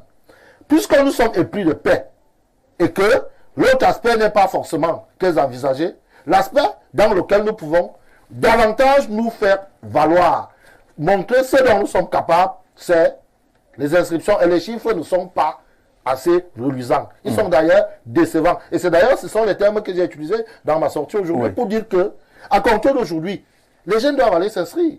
Mais ils doivent avoir, parce qu'en fait, ce qu'il y a, c'est que les ondons effrayent beaucoup la jeunesse. Il faut être un dur à cuire. D'accord. Comme moi et les autres, pour pouvoir affronter. Et ne pas attendre seulement la récompense. Je suis souvent rentré, j'ai fait des plateaux, c'est une digression que je fais. J'ai souvent fait des plateaux avec un don. Donc quand je sors, on me dit que mais le père là te menaçait. Ah d'accord, non, Oui. personne ne menace, personne ici. Quand on n'a pas On vous a suivi. On vous a suivi. Bonsoir le plateau, bonsoir Jean-Jacques. Je pense que la jeunesse camerounaise est une jeunesse majoritairement noyée dans l'alcool. La consommation des drogues, tramol, whisky, en sachet, chanvre indien, cailloux. Cette jeunesse ne peut pas se poser des questions sur son avenir. Donc je ne suis pas surpris que cette catégorie de jeunes ne se mobilise pas. Calista Lom, depuis Yaoundé, quelle est la lecture que le président fait de ce faible taux d'inscription des jeunes sur les listes électorales? Je vais d'abord vous dire une chose. La politique, c'est le choix du préféré et du détesté. Je ne pense pas que les jeunes détestent le président bien pour aller s'inscrire et être contre lui. Oh, c'est pas seulement pour être contre, peut-être pour le soutenir. Non. Un peu plus. Je vous ai dit, la politique est le choix du préférable et du détestable. La jeunesse préfère le président. Quant à dire que la jeunesse est plongée dans l'alcool, le caillou, la drogue. La jeunesse vous a dit qu'elle préfère le président. C'est terrible. C'est pour cette Allez-y, allez-y. Vous voyez, quand j'écoute les concitoyens accuser une jeunesse dont ils font partir en disant qu'ils ne sont pas intéressés à la vie politique, ils ne sont pas intéressés au changement. Vous savez, le changement ne vient pas du leader, mais des hommes ordinaires. Les hommes ordinaires, c'est la jeunesse. Les hommes ordinaires, c'est vous. Les hommes ordinaires, c'est nous.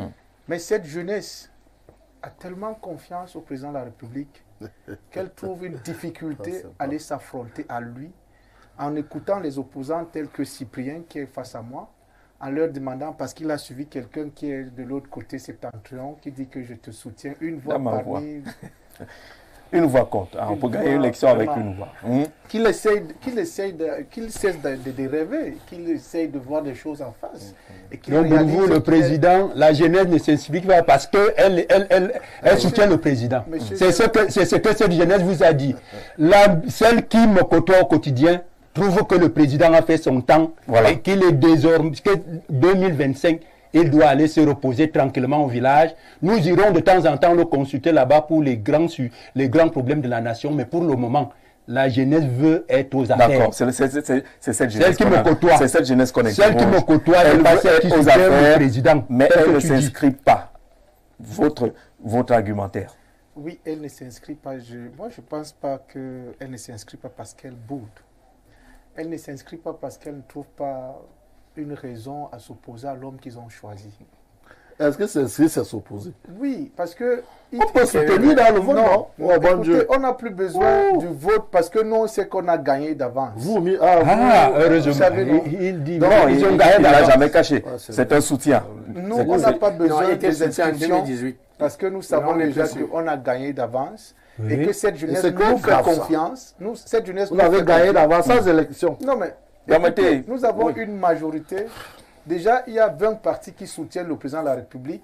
Et vous avez gagné d'avance. Et si ces 20 partis viennent avec leurs militants, contrairement avec ce monsieur qui a une voix... Ils sont combien ces partis? Monsieur, si entre toi, on peut même gagner à une élection. C'est la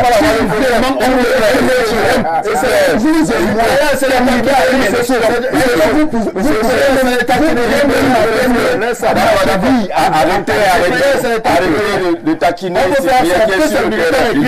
D'accord. Voilà. Donc, moi je pense... Vous pouvez me gagner à une élection. Il peut. Même dans votre propre famille, je gagne. Il peut. C'est-à-dire que votre épouse va me voter. D'accord. Allez-y, président, allez-y. Je condamne fermement ceux qui pensent que la jeunesse, qui est considérée comme le fer de lance par le président de la République, est une jeunesse qui est plongée dans la boisson, est une jeunesse qui est plongée dans la drogue, est une jeunesse qui est plongée dans tout ce qu'on peut considérer comme, je ne sais pas, c'est vous qui connaissez. Moi, je salue cette jeunesse et je les invite tout simplement de ne pas rester silencieux. Nous avons écouté, nous avons vu leur soutien. Et puis, ils doivent matérialiser ce soutien en allant s'inscrire massivement dans les bureaux de l'ECAM. Pourquoi encore? Et parce qu'ils ont manifesté la volonté de soutenir le président de la République. Parce que ceux qui pensent qu'ils sont plongés dans l'alcool, la drogue, je ne sais pas. Mais est-ce que ce président, ne lit pas lui-même une sorte de fissure entre ce soutien et ce qui se manifeste sur les chiffres? S'il était aussi autant soutenu par la jeunesse, avec tous les appels qu'il lance pour les inscriptions, on s'est soutenu 2 millions quand même. 2 millions d'inscrits.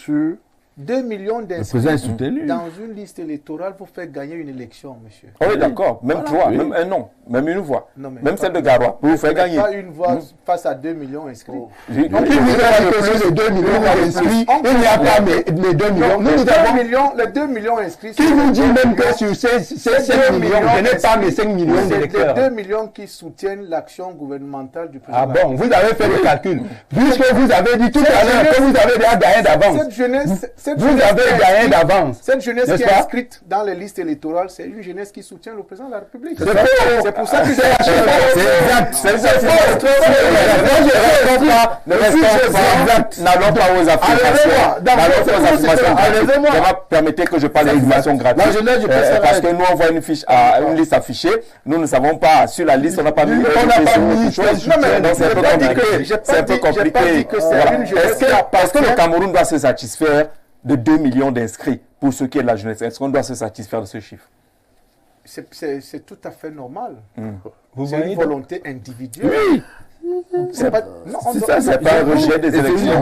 C'est pas un rejet des élections. C'est pas prévu que vous, les hommes politiques, vous n'avez aucun argument qui amène les gens à s'inscrire. Non, ils s'inscrivent. Le problème, c'est que comme ils ont déjà gagné d'avance, président, Les jeunes s'expriment, mais comme il l'a dit tout à l'heure, ils ont déjà gagné d'avance. Ils ont soustrait, justement, d'accord. le nom de ces jeunes qui et qui ne vont pas voter leur président de la République. Merci, mais on n'ira pas aux affirmations gratuites. Essayons d'être scientifiques dans notre façon, dans notre approche. Et notre approche scientifique ne nous permet pas de savoir que la liste qui est affichée là, voilà tel nombre qui appartiendrait à telle ou à telle autre chose.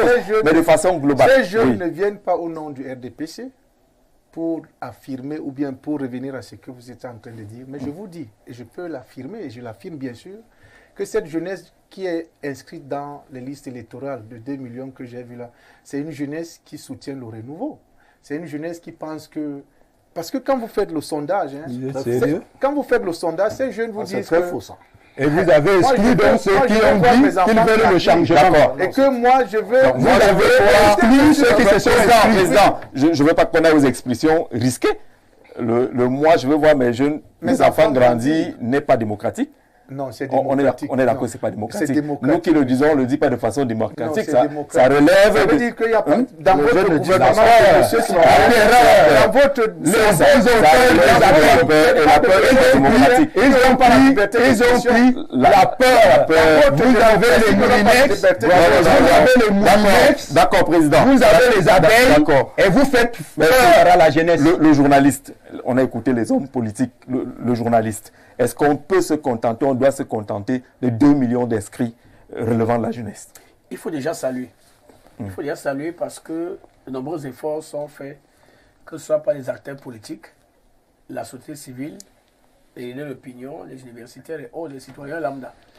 Vous avez vu récemment, il y a le docteur Aristide Monod qui a mené une opération d'inscription sur les listes électorales. Vous avez évoqué, selon Hubert, 11 millions de citoyens, 11 millions d'inscrits et autres. On a vu les Nestor Yéné et autres sur le terrain demander et inviter les gens à s'inscrire massivement sur les listes électorales parce que lorsqu'on s'inscrit, on ne s'inscrit pas pour un parti comme disait Soum Silas ici. Il faut des partis de ce type d'assertion parce que celui qui va s'inscrire, c'est parce qu'il veut le changement. Le changement peut venir de partout. Il s'inscrit parce qu'il est citoyen, parce qu'il est responsable et il croit qu'à partir de son bulletin de vote, c'est le pouvoir. Il peut opérer un changement. Aujourd'hui, il y a des artistes ONI qui sont entrés à la bourre. Si Soum estime qu'ils ont déjà gagné. Je vais payer le fil d'idée si on parle au même moment. Balsero et autres avaient organisé des manifestations à l'époque. Il y avait des concerts, des ceci pour inviter les jeunes à s'inscrire. Les leaders d'opinion doivent s'impliquer. Et moi, je salue également Elekam, qui est disponible, en dépit du matériel parfois qui ne permet pas de satisfaire les uns les autres, qui est disponible lorsque vous avez mobilisé des jeunes, lorsque vous avez mobilisé pas seulement des jeunes, des citoyens qui ne sont pas inscrits, et les CAM vient le faire. Ils ne viennent pas s'inscrire parce que ce sont... C'est la volonté du chef de l'État. Non, ce n'est pas le chef de l'État. C'est qui? Ce n'est pas le chef de l'État. Là, on parle d'une affaire de politique. Ce n'est pas le chef de l'État. Le chef de l'État est une institution. Il s'agit des acteurs politiques qui s'expriment, qui se mobilisent parce que le changement ne commence pas seulement par la présidentielle. Monsieur, arrêtez ça. On s'inscrit parce qu'on va au municipal, au législatif, au régional et autres. C'est pour ça qu'on s'inscrit. On s'inscrit parce qu'on n'a pas l'eau. On s'inscrit parce qu'on n'a pas l'électricité. On se dit, à travers notre bulletin de vote, on peut opérer un changement au niveau des institutions. Je poursuis en disant que Aimé Cyprien Olinga, les autres, on ne doit pas se déchirer. J'ai fait un post récemment sur Facebook qui disait, en 2018, ceux qui avaient 14 ans, nous sommes en 2025, ils vont voter ceux qui avaient 14 ans en 2018. La tranche d'âge entre 14 ans et 20 ans ou 19 ans en 2018, ces personnes sont appelées à voter. Comment est-ce qu'on fait pour amener ces gens à voter? Si on reste dans l'école, aux écoliers, la politique, aux politiciens. Si vous refusez de vous impliquer en politique, vous serez victime de décisions politiques. Parce que si vous ne votez pas, la minorité qui va aller voter son député ou son maire, les décisions du maire, du conseil municipal vont s'appliquer sur vous. Il vaut mieux donc prendre toutes les initiatives, rassembler et les camarades créer une plateforme où tous les acteurs politiques sont appelés à venir proposer quelles sont les stratégies pour amener les gens à voter. Et le porte-à-porte, il y a ceci, l'affichage et autres. Tout le monde doit s'impliquer. Parce que le faible taux d'inscription impacte sur la vie démocratique et sur tous ces partenaires qui doivent soutenir ou accompagner le Cameroun dans le processus électoral. Oui. Il y a souvent les financements. L'Union européenne, les partenaires du Cameroun qui viennent parce qu'on voudrait il y a une forte mobilisation, afin que celui qui sera élu ou ceux qui seront élus soient des personnes, il y a une certaine légitimité. C'est important. La légitimité, c'est parce que si nous sommes 28 millions, nous attendons encore les chiffres de recensement. Combien sommes-nous au Cameroun? Si nous sommes 7 millions d'inscrits, nous pouvons avancer, proposer pour que nous ayons minimum, même 20 millions. Qu'est-ce qui empêche au Cameroun de s'inscrire? On a vu des propositions, par exemple, du mouvement pour la renaissance du Cameroun à propos des empreintes. Et l'État a pris cela en considération. On a revu, on a retravaillé. On n'a pas l'impression. Lorsque Hilaire Kamga, aujourd'hui, qui est un expert des questions électorales, fait une publication, la publication est là. Il reconnaît que le travail qui est fait aujourd'hui par Hilaire Kamga est un travail fiable. En termes de chiffres, en termes de tendances, en termes de statistiques, il n'y a rien à redire. Nous devons donc, ensemble, travailler, avancer pour que les chiffres qui vont sortir soient des chiffres acceptés de tous. Acceptés de tous parce que tout le monde se sera mobilisé. Ne dites plus aux étudiants les études aux étudiants. Parce qu'un étudiant qui a 21 ans, qui a 35 ans, ou qui a 22 ans, est appelé à voter, il peut choisir celui qui sera maire. Un acteur de changement, un acteur de la société civile qui a 35 ans peut être chef d'État. Ne découragez pas ces gens. Alors, est-ce que l'un des points de découragement, ce n'est pas, je veux dire, une sorte de peut-être qu'on tourne un peu en rond, c'est les mêmes gens qu'ils voient depuis leur naissance. On a l'impression qu'il n'y a rien de nouveau qui se fait. Le problème, c'est nous. Le problème, c'est nous. Oui. Le problème, c'est vous qui nous regardez. Vous avez les mêmes acteurs, les mêmes députés, les mêmes sénateurs, les mêmes ministres, les mêmes maires. Quand un maire fait 20 ans, 30 ans, ça veut dire qu'il n'y a aucune pièce de rechange. Depuis 92, depuis 73, depuis 2004 et autres, vous avez les mêmes personnes qui sont là. Il faut renouveler la classe politique. Et pour renouveler la classe politique, il faudrait que tout le monde s'implique. Si vous avez un député qui vient solliciter vos suffrages pendant la campagne, qui disparaît, qui réapparaît à la veille de la campagne ou à la fin de son mandat, il faut le botter hors de là. Si vous avez un maire qui vient chez vous, lorsqu'il a besoin que sa liste puisse passer pour le conseil municipal, si ce maire pas, lorsque vous frappez la porte de ce maire pendant son mandat, il ne vous ouvre pas. Attendez ce maire. Lorsqu'il va revenir, dire que... Et il faut davantage vous inscrire pour le sanctionner. Pour le sanctionner. Oui, si vous vous inscrivez par les mêmes dates, je le voter. Si on dit à un maire ou à un député, il y a un jeune dans tel quartier qui, lorsqu'il fait rail, ou bien lorsqu'il fait rouger, vous connaissez ce cri, c'est un cri, c'est un rappel des troupes. Rouger. Lorsqu'il y a un jeune quelque part, ou un leader, ou un responsable. C'est pas une affaire du parti. S'il y a des responsables du RDPC qui actuellement sont capables de mobiliser, ils sont connus. Si vous faites un sondage à Yaoundé, je ne vais pas citer les noms, allez à Yaoundé 5, allez à Yaoundé 6, allez à Yaoundé tel. On dit, tel appelle les jeunes. Ils viendront parce que les jeunes se reconnaissent en cette personne. Lorsque les jeunes ne se reconnaissent plus en vous, vous avez longtemps floué les jeunes, vous avez enfumé ces jeunes, vous avez vendu du vent. Il arrive à un moment donné que les jeunes disent, ils ne viennent pas. On va aller ailleurs, même si là-bas, ce n'est pas bon. D'accord. Je me suis fait enrôler le 4 janvier 2024 dans la machine, j'y figure, mais dans le fichier, mon nom n'y figure pas. On m'a tout de même demandé de repasser demain matin pour voir. Vous êtes déjà dans le fichier, ce sera rectifié. C'est déjà bien d'être parti s'enrôler. Bonsoir à tous les panélistes et bonne heureuse année au sujet de l'histoire politique de notre pays, le Cameroun. Sous nous les jeunes, on est assez fatigué de supporter un régime qui s'éternise. On a parlé justement de la longévité au poste qui peut amener les gens à ne pas sentir ce besoin d'aller s'inscrire. Nous, on a besoin d'un changement, d'un Cameroun nouveau, un Cameroun qui offre les opportunités à tous les citoyens. C'est ce que je reproche à mes concitoyens, ce qu'on vote avec la bouche. Qu'est-ce qui nous empêche à s'inscrire sur les listes électorales? J'invite tous les jeunes à s'inscrire massivement pour espérer le devenir de notre pays. Pourquoi tant de chaos? Pourquoi tant d'actes de cruauté? Il n'a pas signé son message. Merci pour cette occasion. Notre problème, c'est l'acquisition de la CNI. Je crois qu'il y a également cet aspect-là qui a déjà été évoqué. Si on est prêt pour s'inscrire, Destin Baba depuis Pont-Vert. À Maroua. Le RDPC a détruit ce pays. Ils ont orienté les jeunes dans les jeux de hasard, l'alcool, les églises. Et les CAM n'est pas clair. Ils travaillent pour le VPC.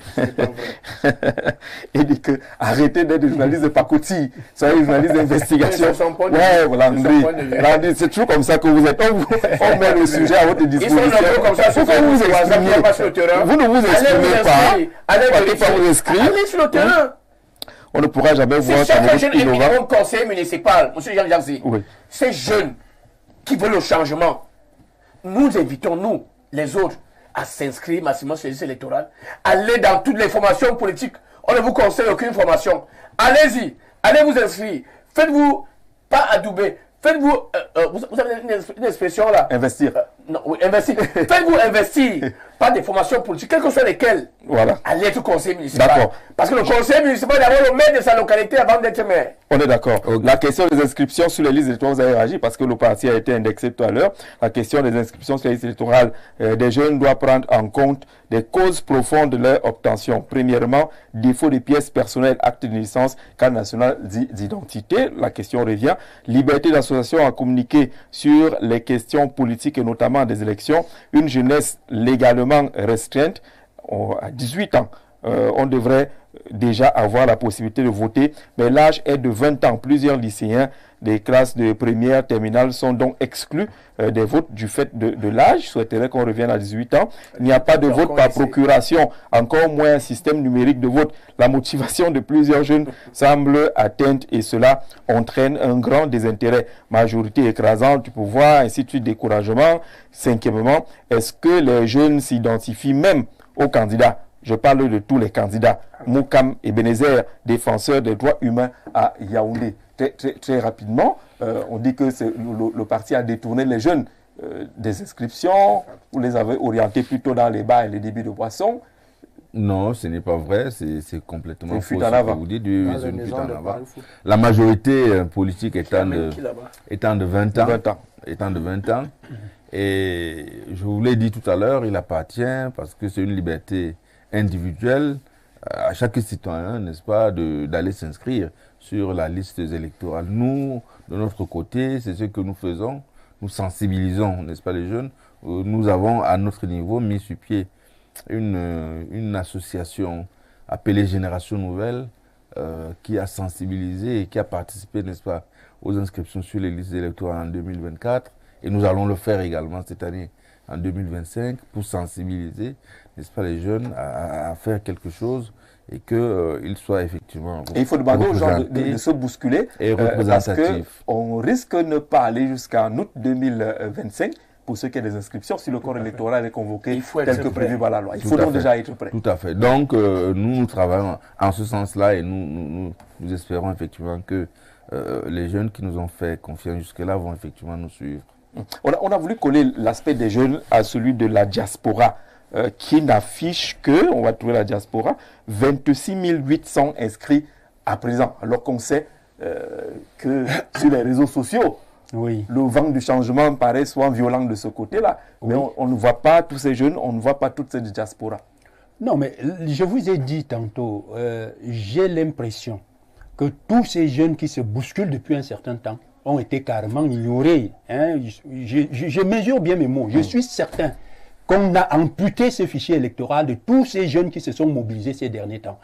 Voyez-vous, la loi dit également qu'au niveau de la diaspora, d'ailleurs, moi, il y a des représentants de mon parti, par exemple, à l'ambassade, on m'a envoyé des formulaires pour nommer un représentant du côté de Paris.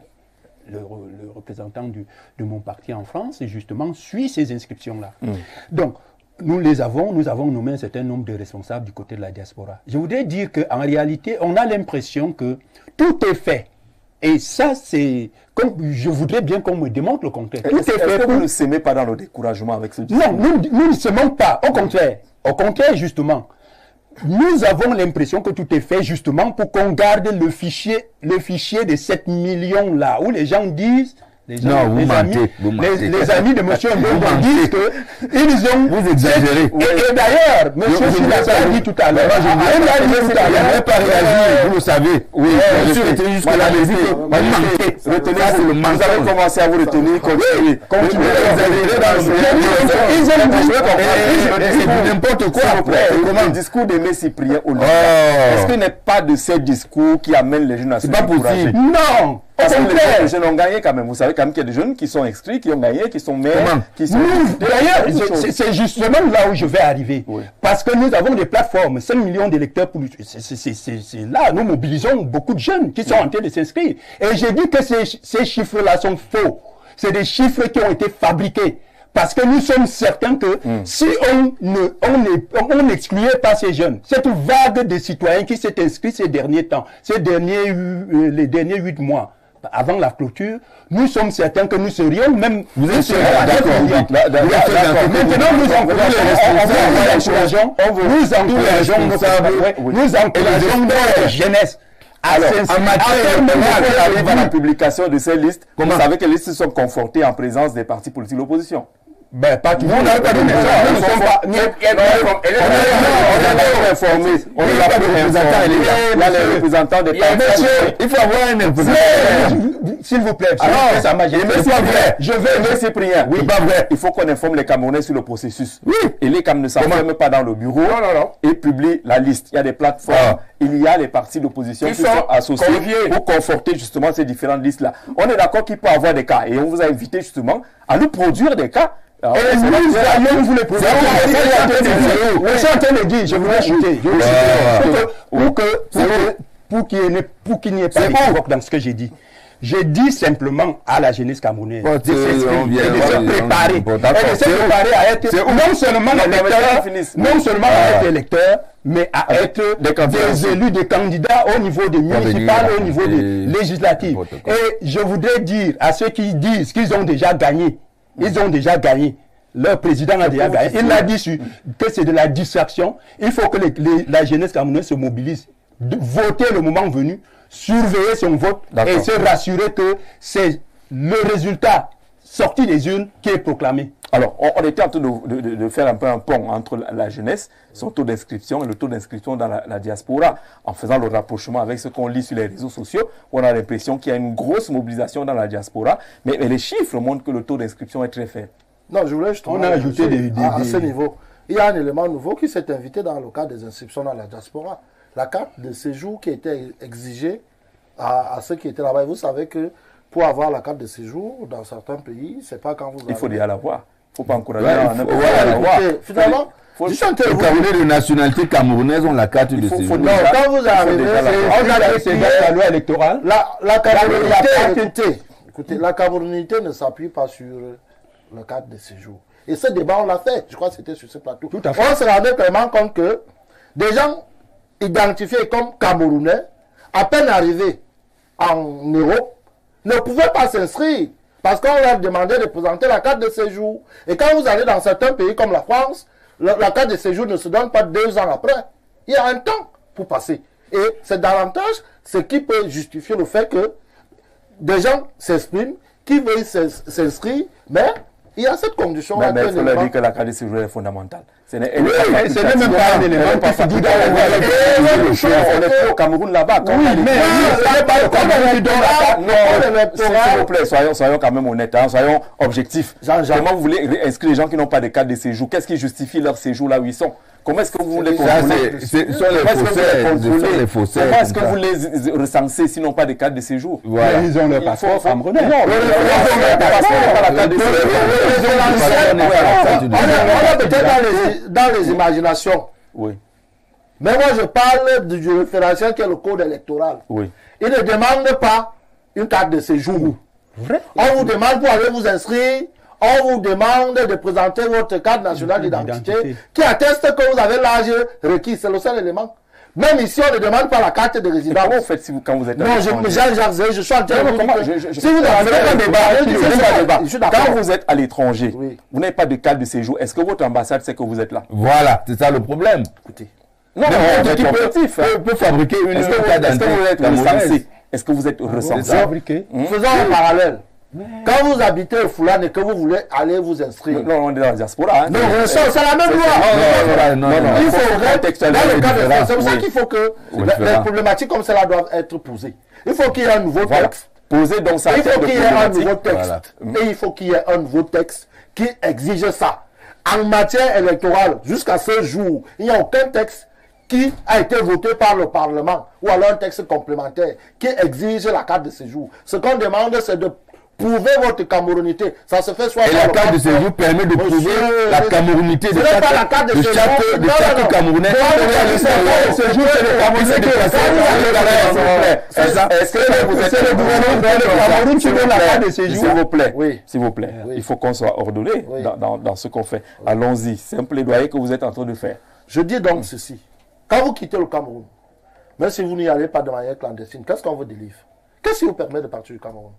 C'est le passeport, non? Le visa. D'abord le passeport. Oui. Et puis le visa, c'est pour aller résider, non? C'est pour encadrer votre séjour là-bas. Quand vous arrivez, est-ce qu'on vous délivre la carte de séjour, bien, même si vous avez le visa automatiquement, vous qui y allez souvent? Vous ne faites rien d'administratif si vous n'avez pas de carte de séjour. Je n'ai pas dit ça. Ouais. Je suis en train de vous poser une base légale claire. Quand vous partez du Cameroun, c'est votre problème. Je vous montre une incongruité. Je dis que vous partez du Cameroun pour aller faire vos études en France. Quand vous y arrivez, est-ce qu'on vous donne la carte de séjour le lendemain? Mais est-ce que c'est pour autant presse? Oh, vous avez votre passeport camerounais, vous avez votre visa qui atteste que vous devez passer pratiquement 90 jours. Est-ce que c'est pour autant que il faut que vous attendiez 5 ans plus tard? Puisque vous posez la problématique du nombre réduit de 26 000.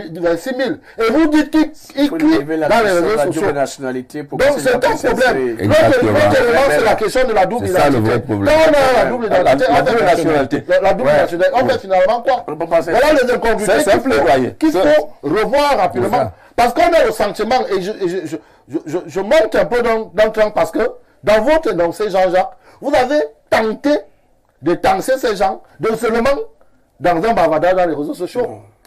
Ils sont plus présents. Oui. Permettez que je le situe. Oui. Ne qualifiez pas mon propos. Voilà, je dis, ils sont plus présents sur les réseaux sociaux, mais ils ne sont pas beaucoup inscrits. Oui. Et on a ajouté des pièces. On a des présences officielles. Si vous prenez le cas du Canada, il y a les Camerounais en résidence normale là-bas sont 50 000. Oui. Par exemple. Oui. Ils sont 50 000. Oui. Et ils ne sont pas 10 000 inscrits. Voilà. Ils n'ont pas un problème de carte de séjour. Ils n'ont pas un problème de carte de séjour. L'autre prolongement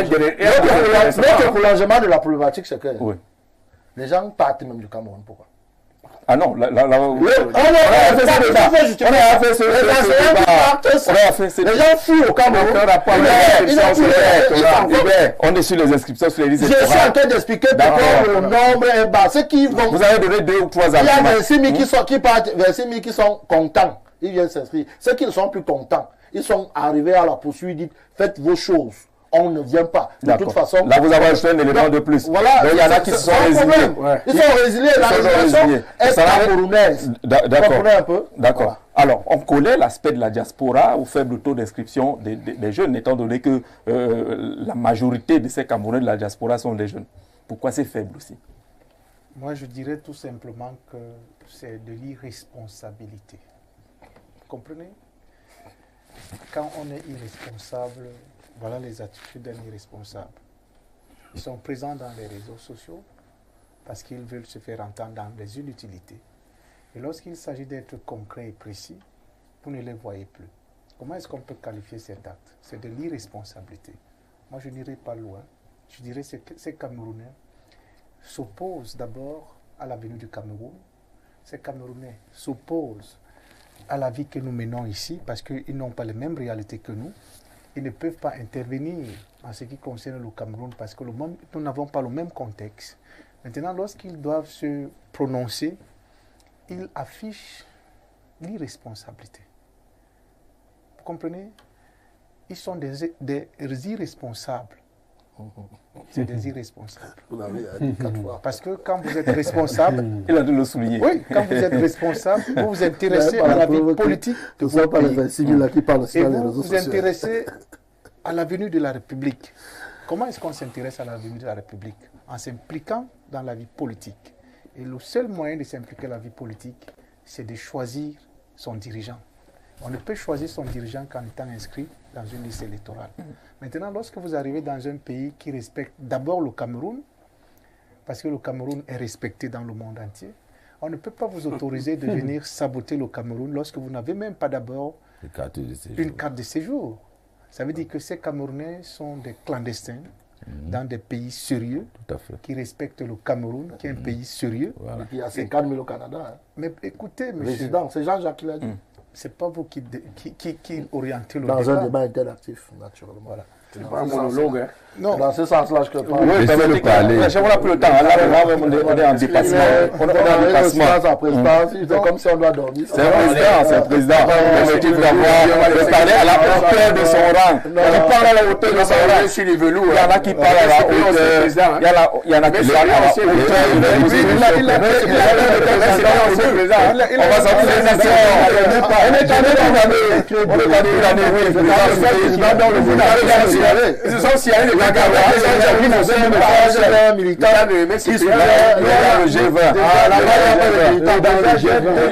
j'ai 2 millions. Non, ça c'est si dans le G20. On va sortir l'émission. Mais je disais que c'est des irresponsables. Il faut être précis et il faut peser ses mots. On ne peut pas résider dans un pays sans être reconnu d'abord par les autorités de ce pays et maintenant prétendre participer à un changement dont tu déclares de façon, je ne sais pas comment.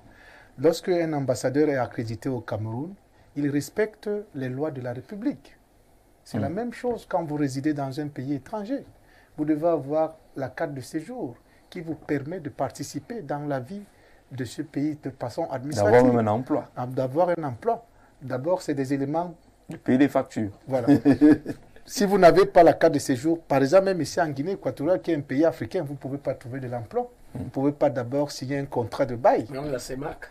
Hein? D'accord. Donc, en conclusion, des Camerounais vivant de l'extérieur qui ne veulent pas s'intéresser de la vie politique, en s'intéressant de la vie politique, il faut d'abord qu'ils commencent par avoir à obtenir la carte de séjour. Qui est le basique. Qui est le basique. Lorsqu'il n'a pas le carte de séjour, il est considéré comme un irresponsable. Voilà. D'accord. Bonsoir à tout le panel. Le régime ne joue pas franc jeu. Il met à être baissé. Comment on peut être recruté dans l'armée à 19 ans et ne pas être capable de voter et ne pas être capable, il a écrit 19, donc même 18 ans, on est 18 ans, et ne pas être capable de voter. On a lu spécialement ce message parce qu'il est de Bertrand depuis Bamenda. Pour saluer Bamenda de ce côté, on sort avec le journaliste. Comment régler cette affaire? Comment amener les gens de la diaspora et autres à s'intéresser au jeu démocratique dont l'un des fondements, c'est l'inscription sur liste électorale? Il faudrait que les uns et les autres se mobilisent, quel que soit le bord. Que l'on soit du parti de l'opposition, que l'on soit du parti au pouvoir, que l'on soit proposant, que l'on soit reposant, que l'on puisse également s'intéresser à la société civile. Il y a également des personnes qui ne sont pas encartées, qui sont dans aucune formation politique, qui ont un certain aura, qui ont de l'emprise sur les uns et les autres, qui ont des followers, qui ont des fans. Ailleurs, on voit des artistes se jeter à l'eau.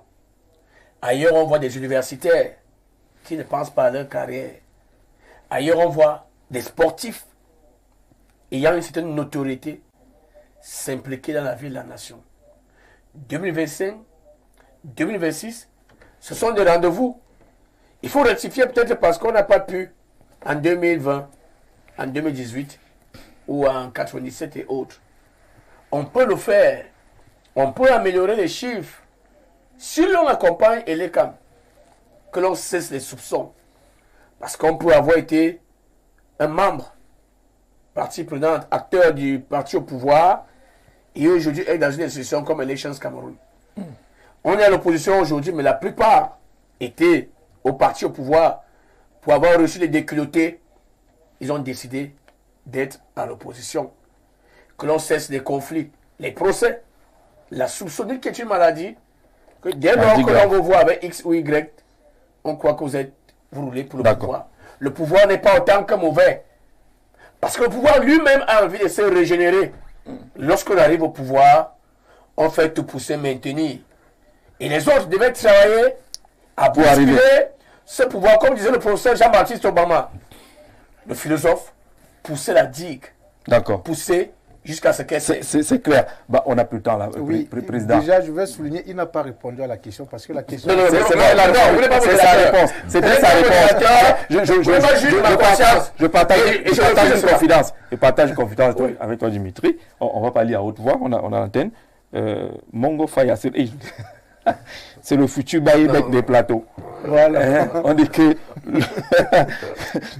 qu'il cesse. Voilà. Il n'a pas répondu à la question. Non, c'est pas à vous de dire. On dit que l'homme panthère, c'est le futur Baïbek des plateaux. Non, le professeur Baïbek est un ami, un homme qui peut parfois avoir des débordements. Et c'est donc qui a sa place également. Vous imaginez le professeur Baïbek demander aux 0 de s'inscrire. On va s'inscrire. Que tout le monde s'y mette. Que tout le monde s'y mette. Je voudrais demander aux parents qui nous écoutent de faire le travail. Laissez les enfants allez, que ce soit des instructions et que le soir chacun vienne. Que tout le monde s'y mette et que les gens jouent franc jeu. Parce que même dans le parti, il y a des gens qui ne jouent pas franc jeu. Là, on sait que tel va être ne forcez pas les enfants à faire. Tel va être élu. On bloque les inscriptions. C'est aussi ça la liberté. Laissez à tout citoyen camerounais la liberté de faire ce qu'il veut. D'accord. Laissez les Camerounais libres. On dit de libérer les enfants, de ne pas inscrire en fonction de vos penchants. Parce qu'il y a dans les communautés où l'élite complique les inscriptions des autres, les transporte et les cap. Là où ils savent qu'ils ont des gens qui vont s'inscrire pour eux, ça a été dit dans les rapports même du RDPC. Donc on le sait, comment ça marche là-bas. Allez, merci d'avoir regardé ce programme, première édition l'année 2025. Une fois de plus, très bonne année à tous.